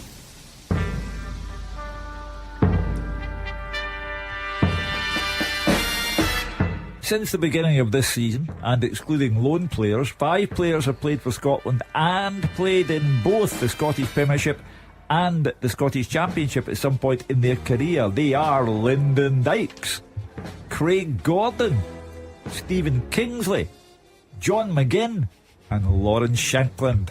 How many of them did you two get? One. Because you're looking very blank. Which You one? get one. Shankland, I got it right away. I was on the buzzer. Was Hickey on it? No. Absolutely Hickey's on there. hopeless. When did Hickey play in the Championship? I don't know. Well, he obviously didn't. Yeah, terrible you two. No third place apparently, although we said Laurie Finlayson, did he get it over 2 tweets or something? He also had 6 answers. He's hedging his bets. Mark Walkman was in second place. I think his nickname is Sony. Too obvious. And Dylan Patton was the winner. Well done to Dylan. And we've got a really good Who Am I after the break. I think the Who Am I is next to impossible. Never. Not for our audience. Nothing is. Well, It's almost impossible last week. Very difficult last week. Loads of people got it right last week. Just not. I think what we need to bear in mind here is, because you two think it's impossible, that's not the best barometer. We're usually quite good at it. I was under the weather. You had the old- Yeah, I was under the weather. Oh, so you are. That's right. You're a much better man this week. Looking forward to the bathroom last week. I skipped into work today. Skipped in. Brilliant. 4 minutes at Ibrox, 3 at Fir Park and 2 at Livy. Kevin Van Veen's had another good chance. It's over the bar. Absolutely incredible return. Maybe something we can look at after the game, because he might add to that. But as it stands, he's scored 45% of Motherwell's league goals. That's the most in the league by a mile. Shankland's got 36% of Hearts goals. But it is, in terms of a one-man contribution, nearly half of all goals scored by one man. Yeah, and I remember not that long ago that there were some people criticising him for his work rate. Hold on a minute, this is a big one of these. Goal flashes with Clyde Built Home Improvements. Mark O'Hara has equalised for St Mirren on the stroke of half-time. A ball in by Strain. Rangers couldn't clear their lines, and there is Mark O'Hara, St Mirren captain, having a brilliant season. In truth, always pops up with goals. He scored a good few against Rangers in his career as well, and he hits a shot off the far post, and it is Rangers 1, St Mirren 1. Mark O'Hara, who scored one of the goals when St Mirren beat Celtic last September. And he is having a terrific season. Good player, type you want beside you. Yeah. Captain as well. Signed a new contract. He's been really good this season. He's just he seems to have found the club for him, playing with great confidence. Is he the top goal scorer, I would say? He's got more than he me, must surely. be. Yeah, I think it was it not in Beat the Pundit? That's the only way you would know that. Exactly. That's why. Do you know something? I tried to make myself sound really. As if you've gone and researched St Mirren's top scorers this morning. I had it in my head. I think Roger Hanna got it wrong. That's him up to 10 top scorer for St Mirren. By the way, good going that Park. midfielder, double figures. 10? Yeah, terrific. Takes penalty kicks, but he can score goals. And obviously leading by example today. And what a time to get the goal. Changes things at the break, doesn't it? St Mirren fans will be delighted over in the corner. Rangers fans, a few grumbles. Let's go to Fir Park, though. It's half time there. Half time, Gordon, Motherwell 1, Dundee United 0. As you said, he's not really a one man team, but it's all about Kevin Van Veen again as his hot streak continues with yet another goal for Motherwell. He's now in 23 for the season. He's got 8 in his last 5 games, and he's the top scoring Dutchman in world football. Forget Memphis Depay, forget Cody Gakpo. It's all about KVV. According to the Motherwell fans, a deserved lead for Motherwell. They should have been 2-0 up with Van Veen missing a great chance before the break. To be fair to United, actually started pretty well. They were causing Motherwell problems down the wings, but they didn't really Daly, Tess Liam Kelly. Jim Goodwin won't be happy with that, and Motherwell then up to after 15 minutes. Van Veen had a good running shot deflected wide from the angle of the box from the corner. Blair Spittle picked out Dan Casey, but he headed wide from close range, should have scored. Then came the opener in 22 minutes. Big long ball up the park. Michael Mandron flicked on for Van Veen. He then fed Max Johnson on the right. His cutback was perfect for Van Veen. His first shot was saved by Matt Birigiti, but then he followed in to score from close range. Couldn't miss. There was a long VAR check, but the goal stood, and Van Veen lapped up the acclaim from the Motherwell fans again. He did have other chances. Sean Goss had a shot blocked. Van Veen had a free kick fluffed. Goss also floated one over the bar. Motherwell should have added to their score sheet just before the break when Van Veen headed over the bar. Aziz Behic, he had the best chance for United, probably made a cross at the back post, but he trundled that past the post. They will need to find a spark if they're going to get anything from this game. Motherwell in control. Half time, Motherwell 1, Dundee United 0. Half time, Livy. Here's Fraser. Livingston 2, St Johnstone 0. Livy deservedly ahead. The scoreline really doesn't flatter them at all. They've been on the front foot from the start to finish. They have goals from Joel Newbley and a really brilliant free kick by Stephen Kelly to show for all their good play. They started really well. Livy, great tempo from the start. 3rd minute, long ball by Morgan Boys over the top. Lovely touch by Stephen Bradley, making a diagonal run, got his shot away quickly before he got tackled. And the ball bounced about a foot wide. Joel Newbley then had a good chance. The ball bounced nicely for the big striker. He tried to lob Matthews from the edge of the box. Good save of the goalkeeper, but I think that Newbley should have scored. First chance for St Johnstone, 12 minutes. Jamie Murphy on the left run, a good cross to the back post. Conor McLennan came in, powerful header, saved by Shamal George on his line. But that was it in terms of St Johnston's attacking threat. It was all Livy from then. 23rd minute, no surprise when Livy took the lead. Good hold up play by Bruce Anderson, lovely pass, put Joel Newbley through. The big winger used his strength to hold off Dre right challenge and coolly side footed the ball past Matthews into the net. Livy more likely to have a second. Montano crossed to the left, scrambled away desperately by a combination of Montgomery and McPherson. Really little in attack from Johnson. McLennan probably the only man that had any kind of attacking threat, but it was Bradley that had almost the ball in the back of the net on 31 minutes. Set up again by Anderson.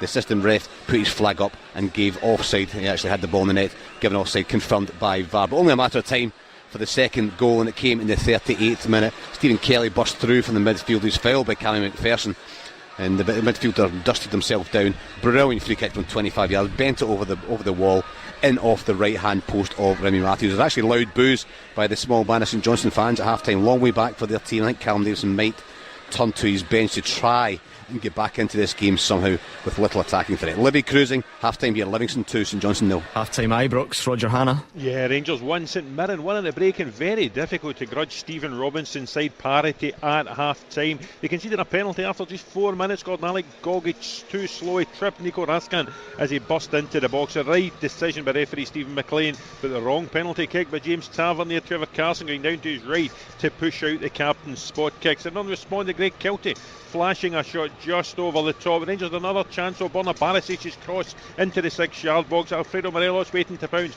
but it was somehow smuggled over the crossbar into safety. Fashion Sakala next to threaten with a shot saved by Carson after Morelos played him in. But Rangers did take the lead on 26 minutes. A good sweeping passing movement finished when the captain James Tavernier got to the byline, crossed from the right, and there was Todd Cantwell with a close range finish in off the underside of the bar. At that stage you expected Rangers to kick on, but anything but that. St Mirren responded really well. Ben Davis losing the ball to Kelty. He couldn't find Curtis Main with a pass. Kelty then threatening again with a shot saved by Alan McGregor. St Mirren then feeling an injustice. Tony Watt going down under the challenge of Davis as he tried to bust clear in McGregor's goal, but referee Stephen McLean waving play on. Cantwell here a weak shot, easily held by Carson as the game went into 4 added minutes at the end of this first half, but there was still time for St Mirren's equaliser. Rangers just couldn't clear their lines. John Suter heading the ball out of his own 6-yard box. It was retrieved by Ryan Strain. He fed it back into the box, and there was Mark O'Hara, the Buddies' top scorer, now into double figures with a finish off the far post past McGregor. It is all to play for in the second half. Rangers need to move up the gears. Rangers 1, St Mirren 1. Do a full roundup of the half-time scores next. The Clyde One Super Scoreboard Podcast with Lucas Jaguar. Buy your next car or book your MOT, service or repair online. Walk the silky golden sands of St Brelard's Bay as the sun casts its warm orange glow over the beach. Chuffed to bits thinking, how is this still Britain? Fly to Jersey from $39.99 one way with EasyJet and enjoy island charm with some je ne sais quoi. Selected seats and travel dates, T's and C's apply. See easyjet.com. The Clyde One Super Scoreboard Podcast with Lucas Jaguar. Buy your next car or book your MOT, service or repair online. The fastest goals, the experts' opinions. This is Clyde One Super Scoreboard. What a busy day of football it's been already, and it is not over yet. We do have one full-time result to tell you about from the Scottish Premiership, and it came in the Edinburgh derby where Hibs beat Hearts by 1-0. At the break in the 3 o'clock games, Livy 2, St Johnstone 0, Motherwell 1, Dundee United 0, Rangers 1, St Mirren 1. In the Championship, Cove 0, Inverness 0, Dundee 1, Morton 1, Partick Thistle 1, Ayr United 0, Raith Rovers 1, Arbroath 0. In League 1, Clyde 2, FC Edinburgh 1, Dunfermline 2, Queen of the South 0, Falkirk 1, Airdrie 0, Kelty 0, Alloa 0, Montrose 1, Peterhead 0. In League 2, Annan 2, Albion Rovers 0, Bonnyrigg Rose 0, Dumbarton 0, East Fife 2, Stranraer 0, Elgin 2, Forfar 0, and Stenhousemuir 0, Stirling Albion 0. Finish with the English Premier League, a big full-time result, Villa 3, Newcastle 0. At the break, Chelsea 1, Brighton 1, Everton 1, Fulham 1, Southampton 0, Palace 0, Wolves 1, Brentford 0, and Spurs 1, Bournemouth 1. Roger Hannah, what was the mood inside Ibrox like in that first half? Yeah, there were a few jeers just when Stephen McLean brought the first half to an end there, coming from the Brimlin Road stand away to my left. Rangers, they've huffed and puffed. It would have been a different game, I think, had James Tavernier scored that penalty kick after just 4 or 5 minutes. Really good save with Trevor Carson to keep St Mirren in it.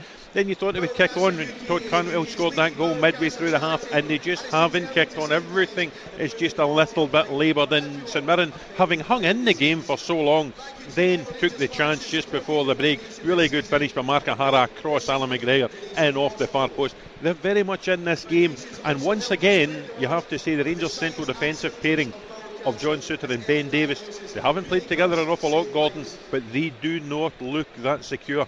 Yeah, big 45 coming up the second half, Sam. And now a word from our podcast sponsor, Lookers Motor Group. They've got Jaguar, Land Rover and Volvo showrooms across Glasgow and the West, so you can find the new or used approved car that's right for you. The Land Rover showrooms can be found in Motherwell, Darnley and the north of Glasgow, with their Jaguar and Volvo showroom found in Hillington.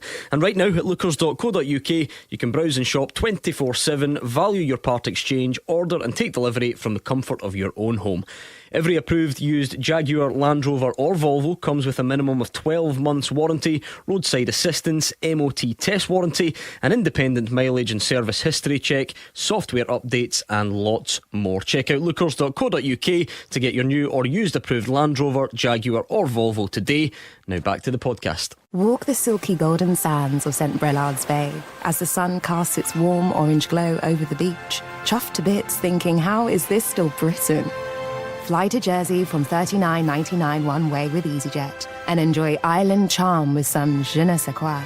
Selected seats and travel dates, T's and C's apply. See easyjet.com. Scottish football's league leader.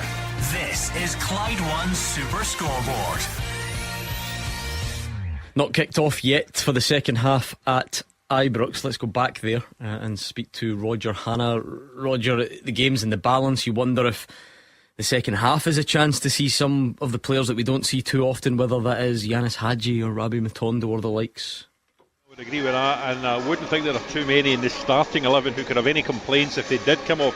Todd Cantwell perhaps being the exception. He's looked busy, he's got into advanced areas, he's scored the goal, he's tested Trevor Carson just before the half time, but too many others just not involved in the game. Without Morelos dropping off, not a threat to the 3 St Mirren central defenders. Sakala has tried to get into advanced areas, but too often he's had little support. And for me, Malik Tillman's sitting far too deep. He's almost in between Nico Raskin and John Lundstrom in a deep lying midfield role. A couple of times in the first half, Gordon, he was picking up the ball off the centre halves, standing between the centre halves. That's not where Malik Tillman does his best work, and I would imagine there would be some stern words from Michael Beale at the break. St Mirren have just come out for the second half. We're just waiting for the Rangers team coming out. Here they come now, in fact, to see if there are any changes straight away from Michael Beale. But the likes of Arfield, Hadji, even Rabbi Matondo on that bench, and would offer options to Michael Beale in the second half. There are no changes from either side of the break, so the same players coming back out. But even, maybe I'm picking hairs here, but The likes of Malik Tillman, Alfredo Morelos trudging back onto the Ibrox surface for the second half as if everything is way too laboured. They need to buck up their ideas, or St Mirren might get their first result here since Stephen Thompson 12 years ago.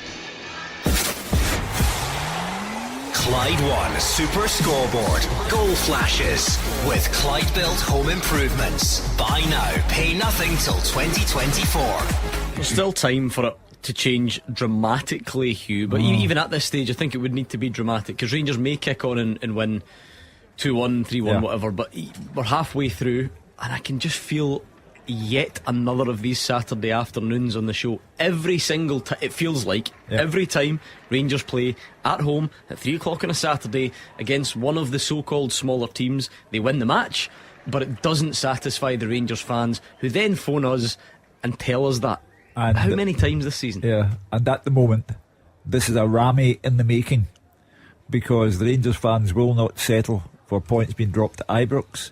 The possibility of Celtic extending a 12-point lead into something even more embarrassing. So they had better give themselves a shake in the second half. And the scene that Roger Hanna described there, of players who just find it all too boring. You know, they are almost admitting, well, the league was lost last week, so, you know, what do you want us to do about it? That will not sit well with the Rangers fans. They have to, in the second half, win, and win in a way that takes people's minds off the first half. Bit surprised. I thought he maybe had just shaken up a little bit, put a little bit of a rocket up one or two of them. I mean, why not? Yeah, exactly. But he's decided maybe just to see if his half-time team talk any benefits, Gordon, then he will obviously make substitutions. But I've got to say, just listening to Roger, and obviously St Mirren lose that the opportunity for Rangers with the penalty kick, and got to give credit to St Mirren. 1-1 so far. They'll feel confident coming out that tunnel, but I think the Rangers fans along Ibrox today will be looking for a better performance second half. Fraser Wishart quite rightly pointing out that a point for St Mirren, Mark, so if it stays as it is, would virtually guarantee top 6, because they would be 3 points ahead of Livy with a far better goal difference. So it wouldn't be arithmetically secure, but pretty much huge for St Mirren, and by all accounts they certainly deserve where they're sitting at the minute. For Rangers and Michael Beale, we keep talking about, will he change the side up, will he give others an opportunity to shine? Again, he's been loyal. Now, we've said that about a couple of Rangers managers who have been loyal to the same personnel time and time again, yielding the same results. And by the sounds of it, at 45 minutes there, where Roger's describing guys like Morelos coming deep and having no impact on the back, like, how many times is that going to happen before a manager, and it's Michael Beale's job now, thinks, I'm changing something to actually entertain the fans that come along to witness it? Because for too many weeks the fans have been going along to Ibrox, and you're right, Gordon, phone us up after and say we won, but was it entertaining? No, it wasn't. Because I take the point, it obviously makes sense what you guys were all saying before the game, that, you know, just because the league's over, apparently you can't just start ripping up the team and playing everyone, because A, you can't afford to fall further behind, and you can't get yourself in a bad place leading into the semi-final. But that only stands up if you get the job done. Because if you don't, then fans will say, well, what is the point? At least if this season is going to end disappointingly, why not at least give us something? Give us something new, give us something fresh. You know, the chairman, Doogie Park, left at the same time, though. Goal Flashes with Clyde Built Home Improvements. More like it if you're Michael Beale. Fashion Sakala glancing a header at the near post, and if in half an hour's time it's 5-1 Rangers, then those phone calls won't be the same. Of course they won't. So such is the nature of football, that you barely have time to discuss the scenario should they drop anything, then they go back in front. Now they have to build on this.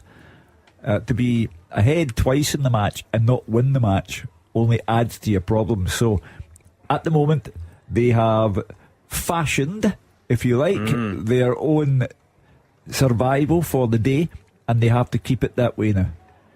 Yeah, there's a man. You're talking about players that are trying to prove a point, especially for a semi-final coming up, because Sakala He'll be desperate to play in this game. I said earlier I was wondering whether he would have made substitutions or waited for that usual 10, 15, 20 minutes to see if the probably a few strong words in the dressing room, how they get through to his players, and obviously they've responded, and a good time to get a goal. Well, that'll be it, Mark. It's now okay, we were overreacting or we were premature, but still going to have to kick on from here, because I keep going over it. Look at the games. So Rangers went 2 up on Dundee United in the 55th minute, 2-0 in the last home game they played. We get so many calls afterwards, boring, just not inspiring, etc, etc. The previous league home game, again, Kilmarnock, they're 3-0 up at half time, but Kelly scored in the second half and it becomes a bit of a drag. You go, I can keep going.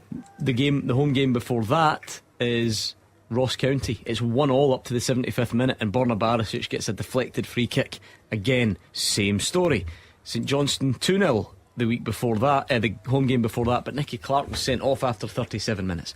So Rangers have an opportunity now, 40 minutes left. Go and turn this into a 4-1. Yeah. Go and do what Celtic do to teams ultimately.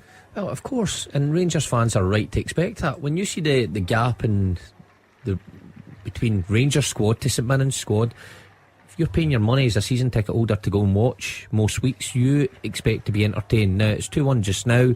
Do you want to sit for the next 40 minutes just watching a pass going side or backwards and 2-1's enough? Of course not. You want to see a bit of flair that gets you up off your seat. You want to see scoring more goals. You want to see some sort of progress in game.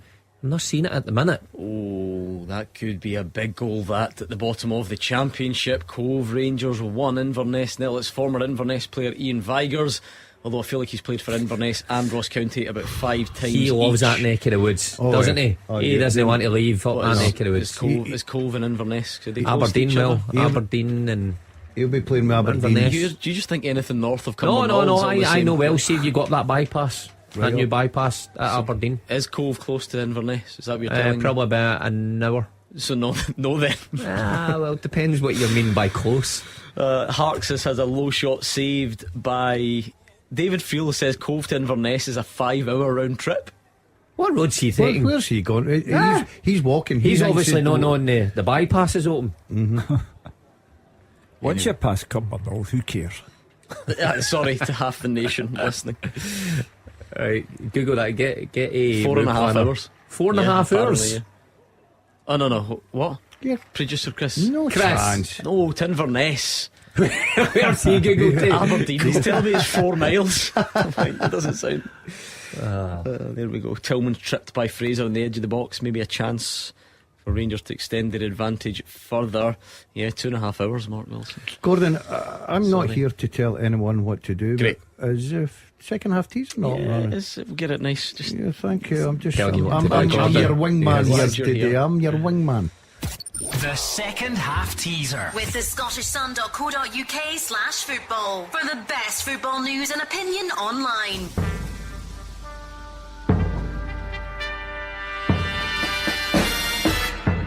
This one for me is like trying to jump Beecher's Brook with no horse. Right. I have played alongside Robin van Persie and Leandro Trossard. I have been managed by Ruud Gullit and Dick Advocaat. I have won 3 domestic cup competitions in my career, starting in 2 of the finals.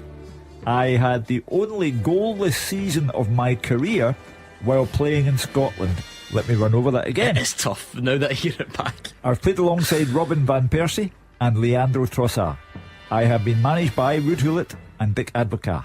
I have won 3 domestic cup competitions in my career, starting in 2 of the finals. But I had the only goalless season of my career while playing in Scotland. Who am I? Very tough. Even you, Gordon Deal, you're quite good at these, bizarrely. I think you'll struggle. But listen, they need to be tough, because every week I say they're difficult, and our listeners are unbelievable. They're so good at these. I genuinely don't know how you do it, because it's not the type of thing you can Google. I don't even figure out how your thought process works. You're that far ahead. Maybe that's not saying much, but you're brilliant at them, so keep your guesses flowing at Clyde SSB. Show me your paper, Mark. What was See a wrong guess. Is it a good guess? No, that's Can you hopeless. say that? Can you say, good guess, but it's a wrong That's guess? so far off. Is it? Yeah, I mean, Yeah, I Right, think okay. I think he's up one there. Furlong's been played in down the left side of the box for Motherwell, but slashes his effort wide. Motherwell did actually have the ball in the net again. Kevin Van Veen, obviously, but it was offside and it was a brilliant finish. Conversely, we give Van Veen all the praise in the world. What if he left? Oh yeah, I know. It's not... Who'd score a goal? You just replace him in the summer, Hugh. Yes, but one leaves, one comes in. Going to be interesting. See if they were to start a competition for the best disallowed goals of the season, because there was the infamous Jota offside for Park episode, which was an unbelievable goal, and not as many will remember this because in a smaller game, Van Veen at Tynecastle earlier this season, talking about top scoring Dutchman, Van Basten-esque. Yeah. And I think VAR ruled it out for offside. There's nothing worse. I think you should get one a season. Just let it go. Where it's like such a good goal that you get to play You like can a decide. Joker card if it's that Joker. good. Yeah, I'm playing my Joker. Big save from Trevor Carson. Rangers could have wrapped this one up on the counter. It was Nicholas Raskin, 20 yards, clawed away by the goalkeeper. Well, it sounds as if Rangers are trying at least to better the first half performance. It sounds as if Michael Beale might have been telling a few much home better truths. actually. Sakala wide after the on the break as well. So yep, much better. Because the Rangers fans are looking for them to build momentum towards this semi-final on the 30th of April. If Rangers fail to win that semi-final, the season is over on the 30th of April. They are already more points behind Celtic than they were when Michael Beale took over. Therefore, the fans would go back to him and say, we're only 9 points behind Celtic when you took over. Now it's worse than that. It's your fault. Yeah, well, looking much better in the second half, 2-1 up as things stand as well. How did you enjoy your half-time pies today? All good? Oh, well, lovely. Yeah. Do you know who didn't enjoy theirs? Who? Producer Scott. It doesn't exist because producer Michael, who brought the pies in, he's worked here for a year and a half. He wasn't happy, was he? 18 months. And you can't remember his name, and you called him Scott to thank him for his That's just pie. what he was saying. Scott! That's who it was. No, Scotty! You're right, it was worse because it wasn't. It was Scott, go and get me a coffee. I feel like we're just getting to know each other in the building now. 18 months. And what? 18 months. They don't even sound alike, those names. I think He said he looks like a Scott. I think he looks like a wee bit like Scott. I think his mother went too early with the Michael shout. To be quite honest with you, I can only apologise to him. He was embarrassed by that. I was embarrassed. I must admit, I don't get embarrassed easy, Big but red face on him. especially when I was shouting it about 4 times. Credit You know, Scotty. he actually got a wee bit angry. He turned around and he went, "I've worked here for 18 months." Michael. Good on him. Kevin Van Veen again, a tight angle, a great volley. I think he must have heard me about his one at Tynecastle, but it's saved on this occasion. Well, it sounds like Jim Goodwin will feel pleased that he's still in this, because Motherwell could be far out of sight here. Oh, Dundee, what's happening? They go behind, get themselves back level. Now Robbie Muirhead's put Morton back in front. It's a strange A big goal, that. championship. Yep. There are the same number of points as Queen's Park, and this is their game less. game in hand, as it were. So bizarre. Well, makes it exciting for the running. I think Thistle are still in. Win the league.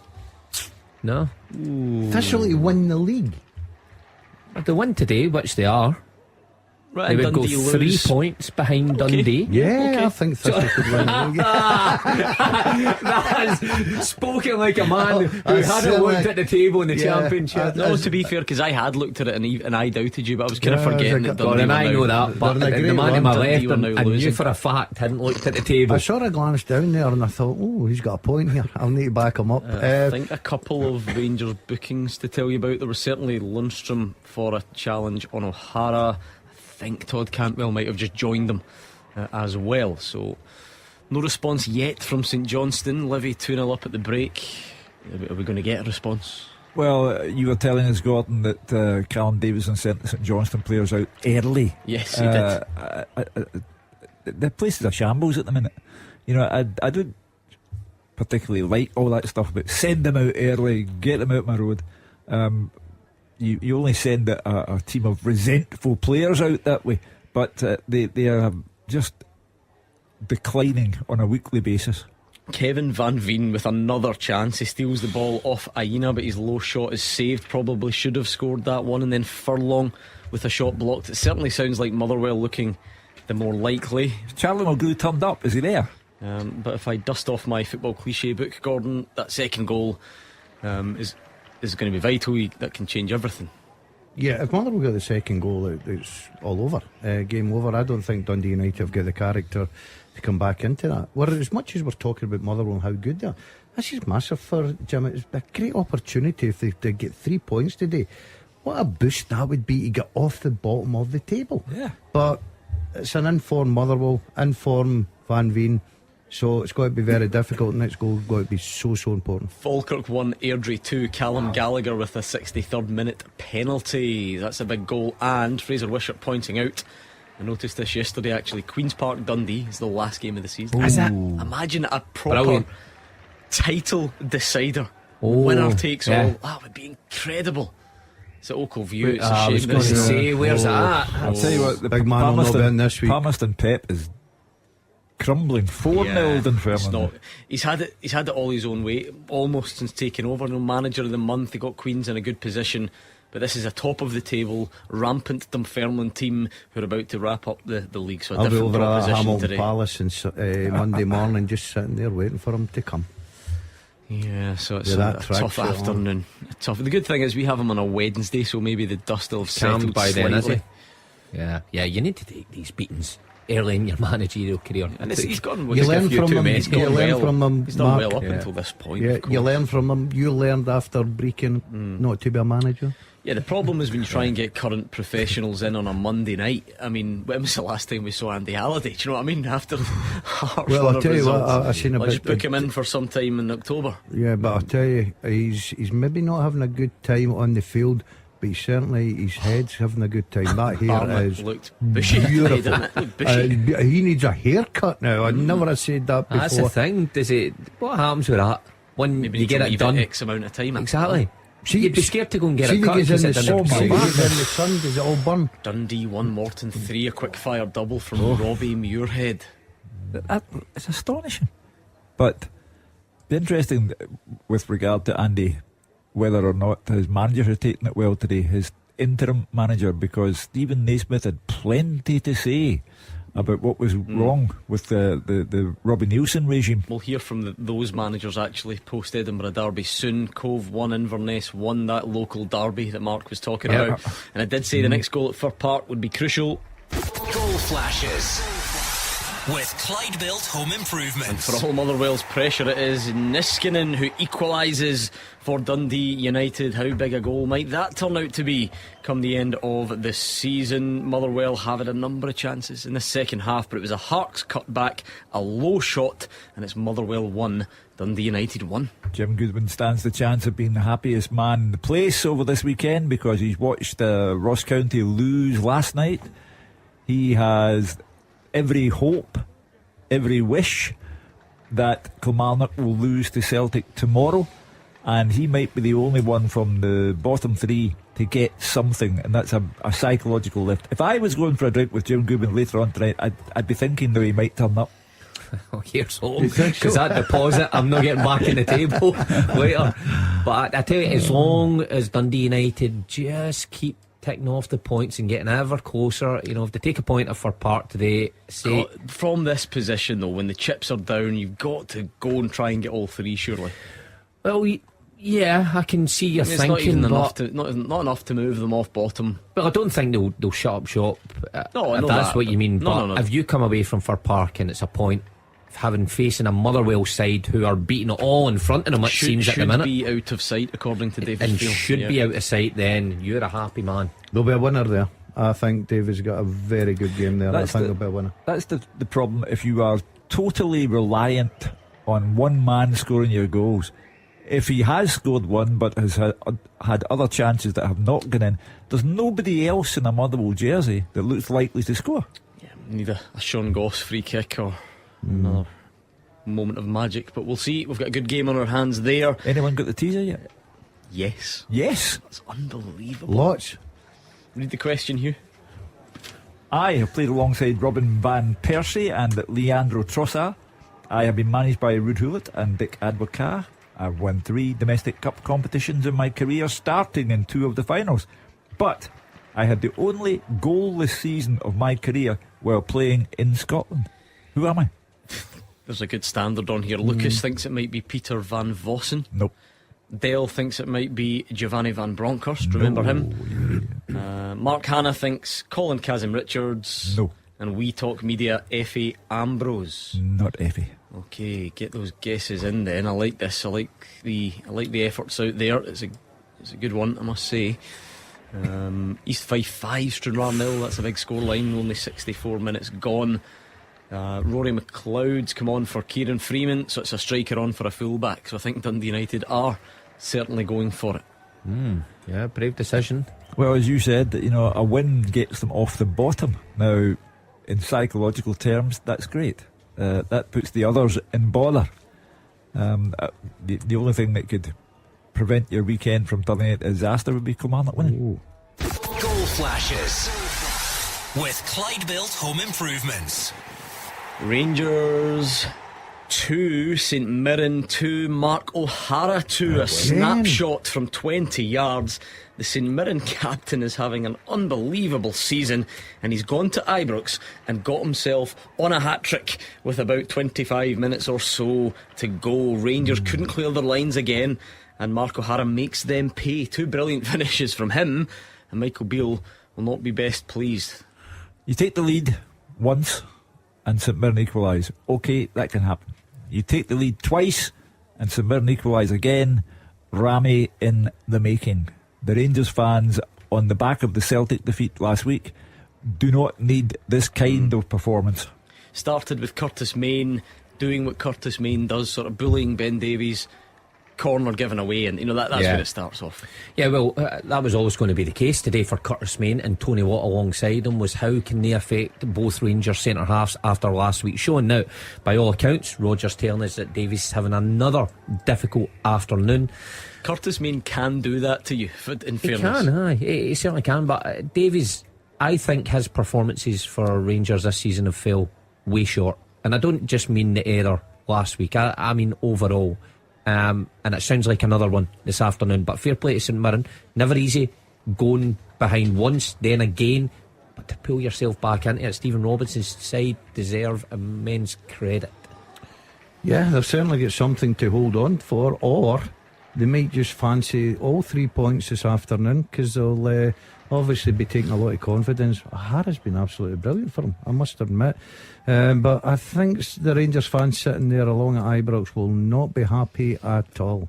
Did I read Stephen Robinson saying someone would have to break the transfer record to get O'Hara? Was that this week? I read something along those lines. And the transfer record is set at £850,000 many years ago. Penalty, Dundee United. Liam Kelly's brought down Stephen Fletcher. This could be a big moment in the relegation battle, because Stephen Fletcher I assume will have Jamie McGrath, is he on? One of the two. Someone will have the chance to put Dundee United in front. If it stays that way, they would lift themselves off bottom. So this could be massive. We did say it's the big business end of the season. Every kick of the ball matters. Chelsea 1, Brighton 2. Hugh, there you go. Never in doubt. Seagulls. Imagine any of your idiotic colleagues had placed a small responsible wager on Chelsea winning that How one. Bad are Chelsea? They would be very disappointed.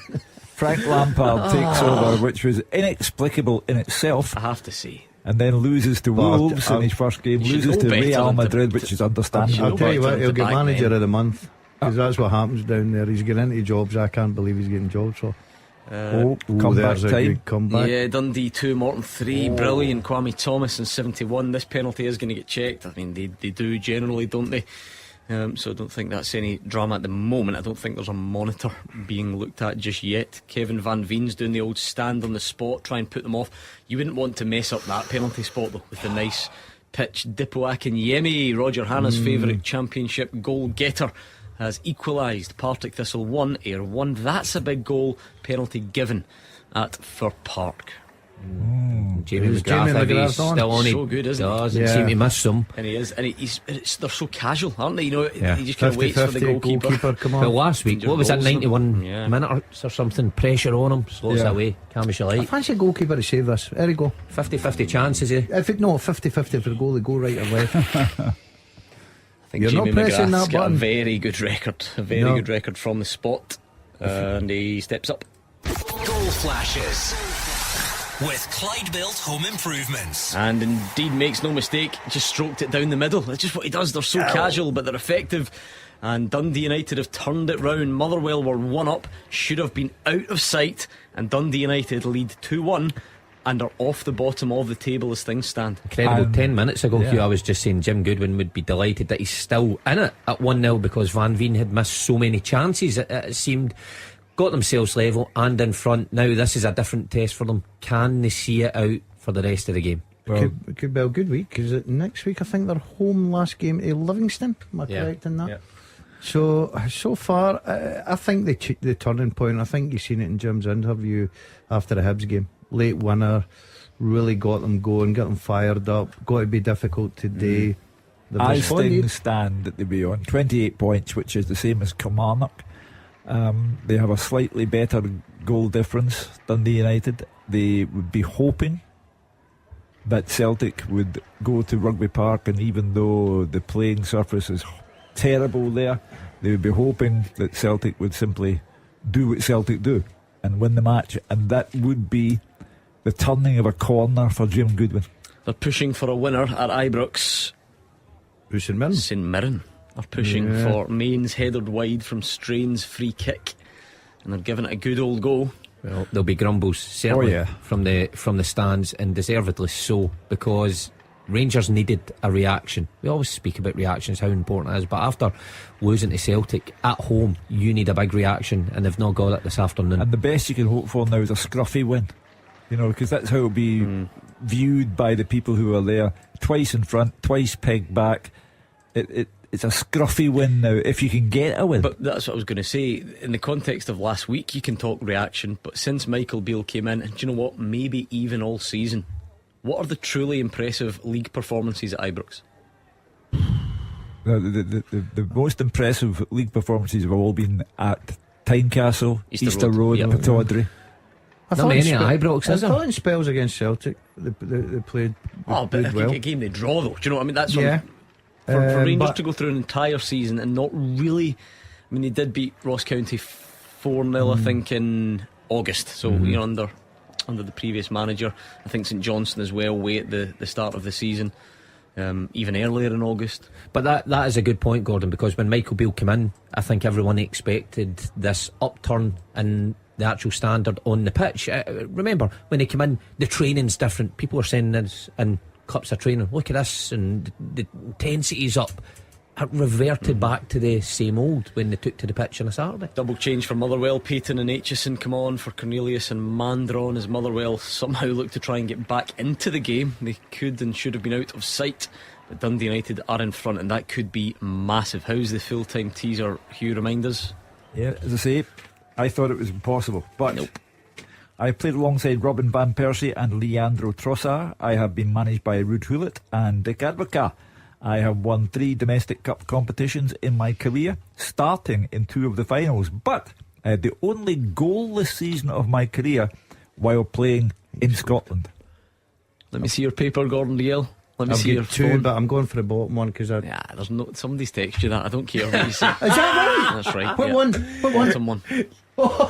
You know what? Disgraceful. You know what? It's his face it gives. He always does. Hold on. He So always surprised. shrugs his shoulders Right, I'll when tell he you shows. what, I must be really good because he's standing there, my phone's Yeah, there. you always say Have I that. touched that phone? Yeah. Have I touched that phone? Lemon Curry thinks it's Freddie Junberg, Hugh. No, Freddie. Alan Lappin, Bert Conterman. No. John Paul Gallagher, here's a name. Evander Snow. No. Reese Koloture. Nope. Kev D. The lesser spotted Dirk Boritka. Remember him? Remember that guy? Oh, In wait, fact, did he not pop up in some He sort did. of interview the other day? Had a go at Ronnie Dyer, did he not, or something like that? The only time I saw him was outside a Costa Coffee in the town. Why not? Because you wouldn't see him on the pitch. The Hugginfield goat, Stefan Givars. No. Okay. Lots of people get in touch on Twitter for various things. Ryan Wilson says, any chance of a shout out for the middle of the night loyal Wilson boys from down under Adelaide, Australia? Never miss a show. Keep up the good work. What time is it in Adelaide? Must be a fun. In Adelaide, it's about 4 in the morning. Good on them. Well done. Yeah. No, it's 1:05 in the morning. No, it can't be 1:06. Producer Chris, unless they've got a couple of like half hours added on. What's this guy? Chris is having a nightmare. Isn't he? He says as he's sticking by it. Maybe it's what do I know about time zones? Anyway, it's how small the world is when apparently people it in is. Adelaide, Australia are listening to. Do you know what? From this moment on, I'm going to always listen to producer Chris. They're 9.5 hours ahead. I didn't even know that was a thing. That's confusing, isn't it? Oh, Marvin Bartley, get out of town. Oh yeah, he's coming to the 7 Club. Oh come on, welcome to the 7, Marvin. Dunfermline 5. Come on, it's got to be a rule of thumb in this show. If you're a manager or ex-manager, you must be in the 7. Has Jim Duffy ever been in the 7 Club? Oh, probably. He's too experienced. No, as a player or a manager? Shuts up shop. Duff knew what he was doing. Duff shuts up shop at 4. Yeah, listen to you. Duff knew what he was doing. Dunfermline 5. Marvin Bartley's Queen of the South 0. Come on, we gave him all the praise from the World Manager of the Month. You got to take the rough. Let's give him stick. He's got his tactics all wrong today. On a series, not that it makes it okay because he'll be the first one, but going away to top of the table, going to win the league, you just wonder if they've just got that sense about them today that nothing was. There'll be a good crowd there as well. Good atmosphere. Good one playing for them. Isn't it amazing how things go in football? Amad Diallo, who was a flop at Rangers, and he's now put Sunderland 2-1 up against Birmingham, and he's talked about as young player of the year, etc., etc. He couldn't cross the road here. I've seen a lot of Sunderland. He's been terrific. Wild alternative theory for you. Our knee-jerk hysterical reactions to everything in Glasgow are not the best way to judge football players. I'm glad I'm not like that. I just think just worth considering, maybe. I just think for footballers, clubs are like gloves. Some fit and some don't. I just homespun philosophy. Will you wait? Thank you, Hugh. I just think that Rangers didn't suit him. Maybe Scottish game didn't suit him. You're right. He get judged very quickly. I've watched a lot of him at Sunderland, and he just looks a completely different player. He's just playing with so much confidence. But if you remember, he actually finished the season quite strongly. After everything was kind of done, kind of looked a bit back to. And remember, this is a Rangers, so he's part of that Rangers team that gets battered at Celtic Park. What was only his second game or something. So you then write off individuals, which sometimes takes away. I mean, the full Rangers team obviously had to flop spectacularly. Amad Diallo obviously was not a bad footballer, clearly. Well, look at Sadiq when he came to Rangers. Yeah. I mean, he did look particularly bad. I remember watching him at Hampden, and I thought, I will never go down as the worst player ever to wear that jersey. I just don't know if it. Look, there's always going top 3. There's always going to be a bit of it, right? Because clearly we always talk about Goldfish Bowl. It's an expectation level like probably no other anywhere, really, because you simply have to win all the time. But I just don't think it can always be that. Maybe we are the problem a bit at times. I could not deny that. From a journalistic point of view, assumptions are made, verdicts are arrived at in record time, so I could not deny that. But it's just remarkable that he has gone from what he was at Ibrox to what he is now at the Stadium of Light. I think we judge very quickly here. We go, especially when you come to Rangers and Celtic. If you don't hit the ground running, all of a sudden, look who we've signed. And I think there's a settling in period, and we've got to be more patient. But it's just the way we are. And I'm not saying you could have done it. I don't even know the ins and outs in a business sense. But and again, benefit of hindsight. But you would have kept Amad Diallo rather than sign Rabbi Matondo for a couple of £1 million in a relatively good wage, wouldn't you? Yeah, especially with the way he's playing at Sunderland. But as we said earlier, I think we just jump in very quickly. We make our mind up, we judge, and we don't give opportunities to Arfield, Hadji and Kamara for Davis, Tillman and Raskin. Lundstrom to centre half. Davies couldn't get off quick enough, says Roger Hanna. But then I suppose you want that bit of urgency when you're losing and you're trying to chase a winner. I don't know. But is it another? I'm about to be unfair on individuals and jump in quickly, like I said we shouldn't do a minute ago. Tillman, Raskin to a point. These are the guys you're trying to hope that can dig you out of this hole and go and win the game for you. Yeah, I think there'll be a few disappointed players have got to go. Goal flashes with Clyde Built Home Improvements. An inspired substitution because Alfredo Morelos has Rangers 3-2 in front with not long to go. It was good work by Todd Cantwell, close range finish, and Rangers take the lead for the third time. Rangers 3, St Mirren 2. Well, out of nothing, by the way. Yeah, I'll leave it up to the callers at 5 o'clock to tell us whether it's a scruffy win, a deserved win, a worrying win because of the way that certain players are not rising to the occasion. So I'll leave it up to the eyewitnesses. But all I'll say is, if you go in front 3 times and still don't win the match, I know how it sounds from 5 o'clock until 6 o'clock on here. Surely from here, Mark. Yeah, they'll probably win the game, but I think we're beyond the stage that Rangers fans were at saying it's a win, so nothing else matters because Celtic's on the horizon. As long as we keep in touch, we're well beyond that now. Now it's about seeing signs of progress. A 3-2 win against St Mirren at home, and it's been a real struggle. Isn't progress for Rangers at all. So a lot of work to be done ahead of not just the semi-final but Pittodrie next week, which is a huge game the way Aberdeen are playing at the minute. No Graham Shinney, of course, for Aberdeen after that sending off. Sean Kelly's on for Jason Holt for Livy. Looks like they'll see this one out.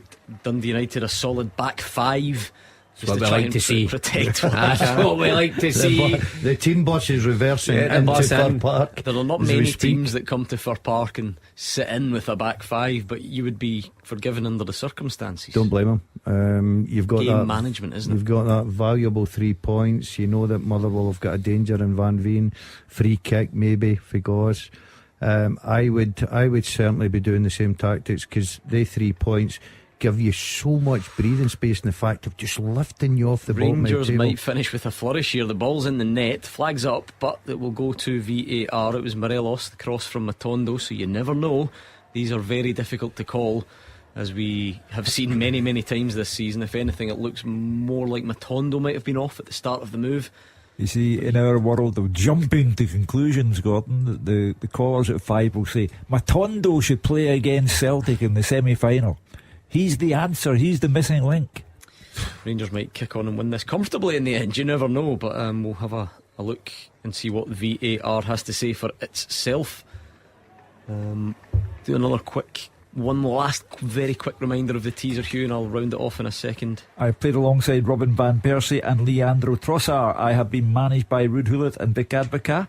I've won 3 domestic cup competitions in my career, starting in 2 of the finals, but I had the only goalless season of my career in Scotland. Yep, going to round it off very soon. Richard thinks it's Bert Conterman. Nope. Graham thinks it's Mikel Arteta. Nope. Arkham thinks it's Bruno Alves. No, sir. Right, okay. We'll nearly do it. We'll do it very soon. Almost 3-1 for Dundee United. A McLeod shot saved. I think we're still waiting, you know. Oh, it is a goal, Rangers. Goal flashes with Clyde Built Home Improvements. A very quick fire double from Alfredo Morelos, and all of a sudden, what was all the fuss about? Rangers 4, St Mirren 2. Well, we'll decide what the fuss was, if any, when the calls start at 5 o'clock, because this is eyewitness time. Roger Hanna will put it into perspective, and then we'll let the people who paid to get in tell us how they felt about it. But the good thing for Rangers' point of view, it's probably not been the greatest, but confidence wise, Morelos getting back in amongst the goals, especially with big games coming up, Pittodrie and Hampden in the next few weeks. It's easier to start finding positives, Mark, because you can't take the negatives away. But you say, well, we won at home, we scored 4 times against the third best defence in the league coming into the fixture. That's not to say that there aren't negatives, because of course they are, but your list of positives just grows at the same time. Well, you score 4, of course it puts a different outlook in the afternoon, Of course, still questions there, but look, Hugh's right. The real judgment will come from the Rangers fans who were at the game today, who phone in, who will tell you what they were expecting compared to what they saw. So I'll be interested. Also interested to hear what Michael Beale says about the full afternoon's performance. Yeah, but if you're Stephen Robinson, you'll be gutted you've made it to 80 minutes level and then the game's gone from you within the space of 2 minutes. Yeah, if you say at the beginning of the game, listen, you'll score 2 goals today at Ibrox, you'd be thinking, oh, this could be a good day for us. But Rangers have the habit of doing that. I didn't see the game, I don't know. I'm only got to listen to Roger and obviously supporters phoning in their way home. But there are positives there for Rangers. 4 goals at home. Morelos, as I say, getting back in amongst them.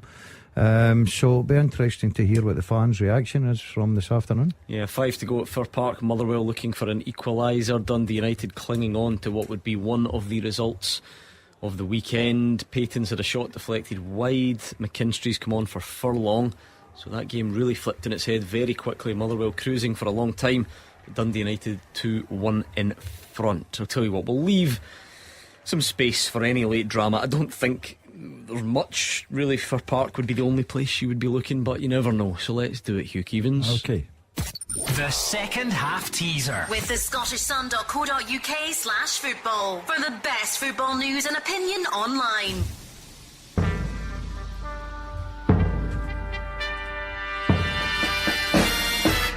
I have played alongside Robin Van Persie and Leandro Trossard. I have been managed by Ruud Gullit and Dick Advocaat. I have won 3 domestic cup competitions in my career, starting in 2 of the finals, but I had the only goalless season of my career while playing in Scotland. I am Thomas Buffel. Thomas Buffel, there we are. Well done if you got that right, and loads of you did. I did say at the start, the standard on here is incredible. Third place was Rory 90, second place KP Ger, and first place Annie's Land. Not the whole place, I wouldn't imagine. Another one of these to tell you about Goal Flashes with Clyde Built Home Improvements. And here it is. Here is the convincing home Ibrox performance we were asking for, Mark Wilson, and wondering where it is. Rangers have scored again. Another fine running pass from Todd Cantwell, who sounds like he's been the main man, and Scott Arfield taps home. Rangers 5, St Mirren 2. Well, quite incredible how that's ended up this afternoon, and there could be an argument that Michael Beale makes the substitutions, gets an instant response, and the people who come on have got a genuine argument for starting the game next week. Yep, Todd Cantwell head and shoulders above the rest, according to Roger Hanna. A good late run by your man Scott Arfield as well. And there becomes a point, Gordon, we can't now, no one's allowed to pretend the 90 minutes was perfect, but 5-2 is an entirely different proposition to what we were talking about a few minutes ago. Oh, without a shadow of a doubt. You know, like players, sometimes we go a bit early and we judge very quickly, but it's a game over 90 plus minutes, and if you look at that score and you've not been to the game, you're sitting here going, Rangers have won this very comfortably indeed. It must have been a good afternoon. But the supporters that go along there and pay their money, they'll tell us, and look forward to hearing from them. Absolutely. And time to get worse, by the way, for St Mirren. Still a good 5, well, a bit more than that if you think about any VAR delays, and I think there were a few. Hugh, we can dig into this on the open line, but at a time of not that many positives for Rangers, is it worth acknowledging the sort of mentality to kick on and make sure you win the game, because it might have been predicted, or easy if that's the right word, to go under here and fear that it wasn't going to go your way? 2-2, 80 minutes gone. We know what Ibrox sounds like, so it takes good character and good ability to then score 3 times in the 10 minutes that come after that.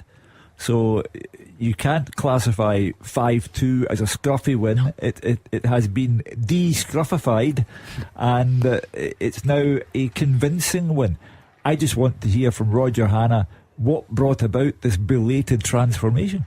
Well, that'd be the changes. Yeah, I'm thinking that myself. Well, apparently Todd Cantwell's still been at the heart of it all, though. Yeah. He's going to play the 90 by the looks of it, and he's been the main man. And the timing of the goals, Morelos gets 2 quick goals as well, and then obviously St Mirren are throwing men forward, and that'll play right into Rangers' hands.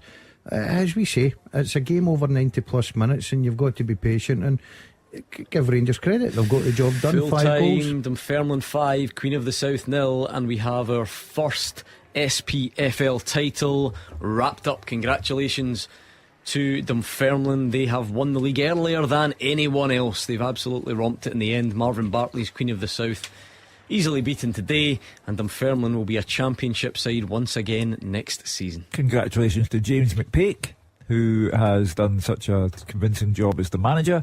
Congratulations to my old friend Jim Leishman, the greatest Dunfermline man of them all. And congratulations to Stephen Mill, who never stopped believing. They are a championship club, of that there's no doubt. Their stadium, their set-up, everything about it, Gordon. I'm delighted. Just need the results to match that then. Yeah, and I'm sure that they'll have learnt from going down into League One. It wasn't a pretty sight for them, but I'll look forward to them producing next year, because I think they'll bring in some decent players. 8 minutes added at Fir Park. 8 for That's outrageous. Nervy times for Dundee United. DL time.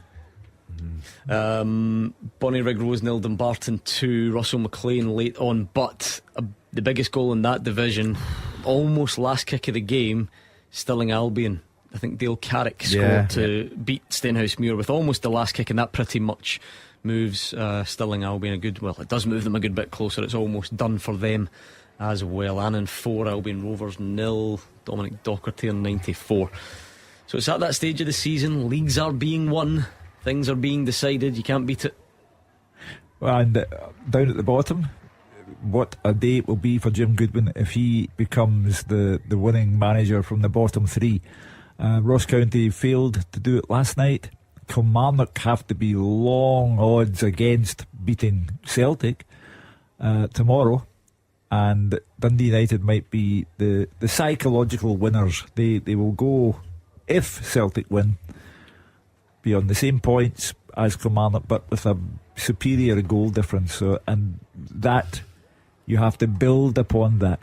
Jim won't be taking anything for granted at the minute, Hugh, because remember at Pittodrie he was at 2-1 up against Rangers with something like 8 minutes to play stoppage time and managed to lose that game. So that'll still be fresh in his mind, but almost there. Even a draw would be a decent result. Oh, got to win it. No, you've got to win it. But if you're, as I say, before the game, if you're going in to play a Motherwell side, could you imagine him losing a goal now and then walking and meeting you tonight? Running out of games though, one of these teams needs to start winning. Mid-April points are, I think the losers this weekend will be Ross County, obviously. Bottom of the league, and they go to Tynecastle next week. Now I know that you're saying, well, you wouldn't be too worried about that, but you still think Hearts could win that game. It's finished Partick 1-1. And that's a big goal. Dundee have scored a 94th minute equaliser against Morton. Who knows how big that point could be at the top. That's a double blow for Partick. Drawn at home and then seen Dundee score 94 minutes to equalise. I think this is going to be the first time Rangers have scored 5 this season, and you're going back to February 2022 for a 5-0 win against Hearts. I think that was the last time they managed what they've achieved to date.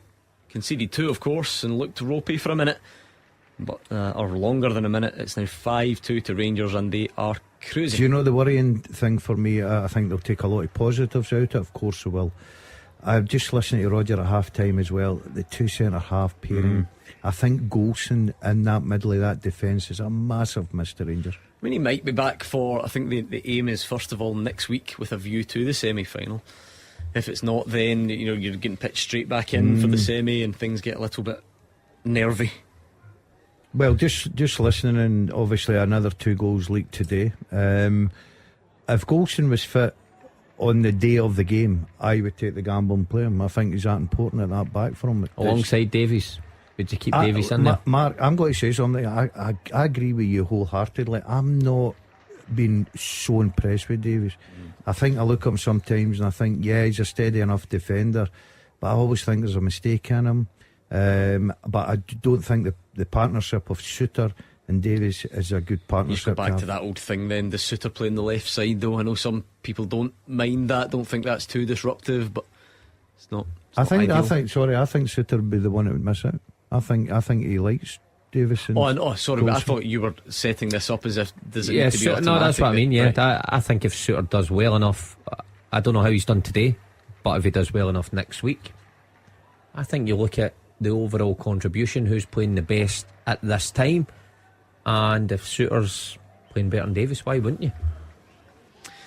Well, a question for down the line, I suspect. There are 8 minutes added on at Fir Park, so we've still got a good bit to go. Butcher volleyed wide. The game management, as they call it, is in full flow. Dundee United are taking an edge over everything, slow things trying to protect that. It's getting tense, says David Friel. As you would imagine, this stage of the season is it's unbelievable where football full time. Ibrox, Roger Hanna.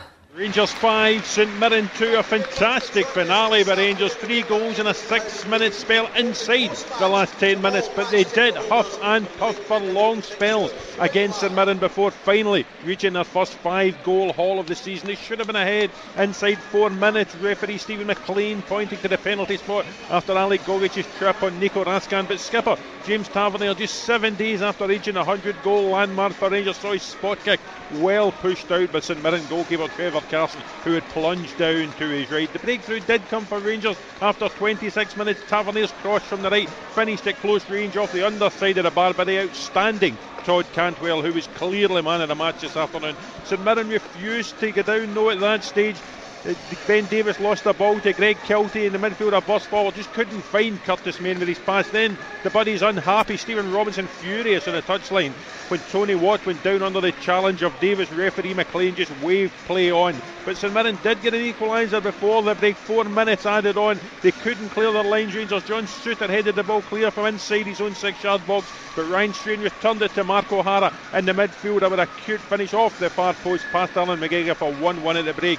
Rangers did respond early in the second half. They went back ahead in 48 minutes. An in-swinging free kick from Borna Barisic on the right glanced home in the near post for Fashion Sakala for 2-1. That was a decent spell for Rangers. A fine save by Carson to deny Rico Raskan, and then Sakala shooting wide after a quick break from Rangers. Sakala then withdrawn for Ravi Matondo, but St Mirren deservedly levelled again at 2-2 after 65 minutes. Curtis Main bullying Davis to win a corner. The ball wasn't clear again by Rangers, and once more O'Hara with a snapshot from 20 yards past McGregor, who saw it late and into the back of the net for 2-2.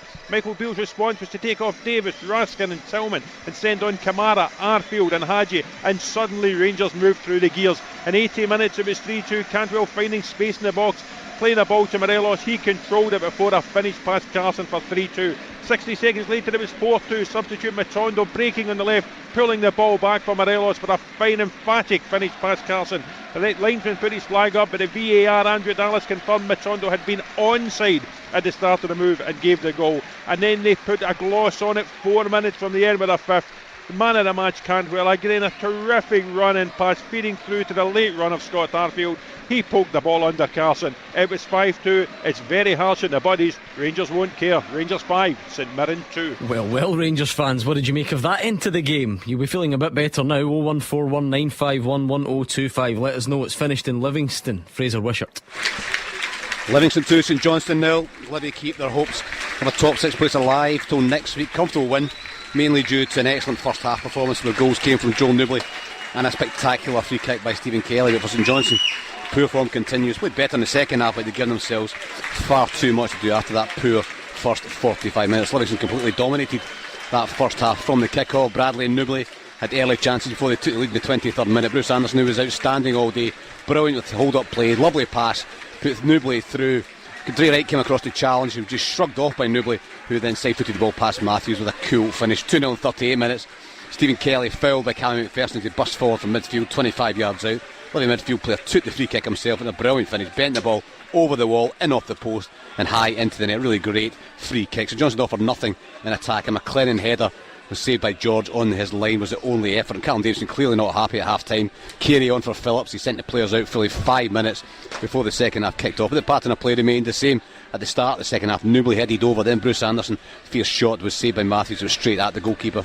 He was thankful for that. Then St Johnstone had probably their best spell of the game, a great chance at 51 minutes. Conor McLennan, their best player, did really well on the right hand side, got to the byline, cut it back beautifully, laid it on a plate for Graham Carey. Unfortunately it was to his right foot, his weaker foot, and he blazed over from 14 yards. The tempo dropped out of Livy's game, began to protect their leads, shown by Pittman coming on as a sub for winger. Stephen Bradley, youngster, was outstanding.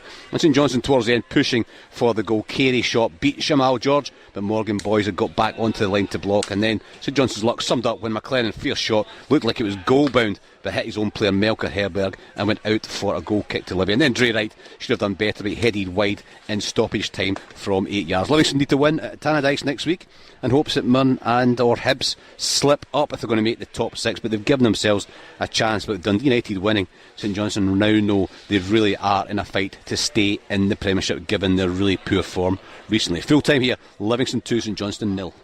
And now it's that time on a Saturday when you have your say. What did you make of that then? What a day it's been. It kicked off with dramatic Edinburgh Derby action. Hibs coming out on top. Rangers fans, I thought at one point we were not in crisis mode, but there would have been a lot of negativity. 10 minutes to go, 2-2 at home to St Mirren. You've kicked on and won 5-2. So what did you make of it? Who stood out for you? Was it Todd Cantwell? Were you excited by cameos from the likes of Rabbi Matondo? Were there concerns still within that? Some of the defending maybe? And Celtic fans, let's look ahead to tomorrow as well. 0141 951 1025. Your chance to have your say on the open line is next. After the action.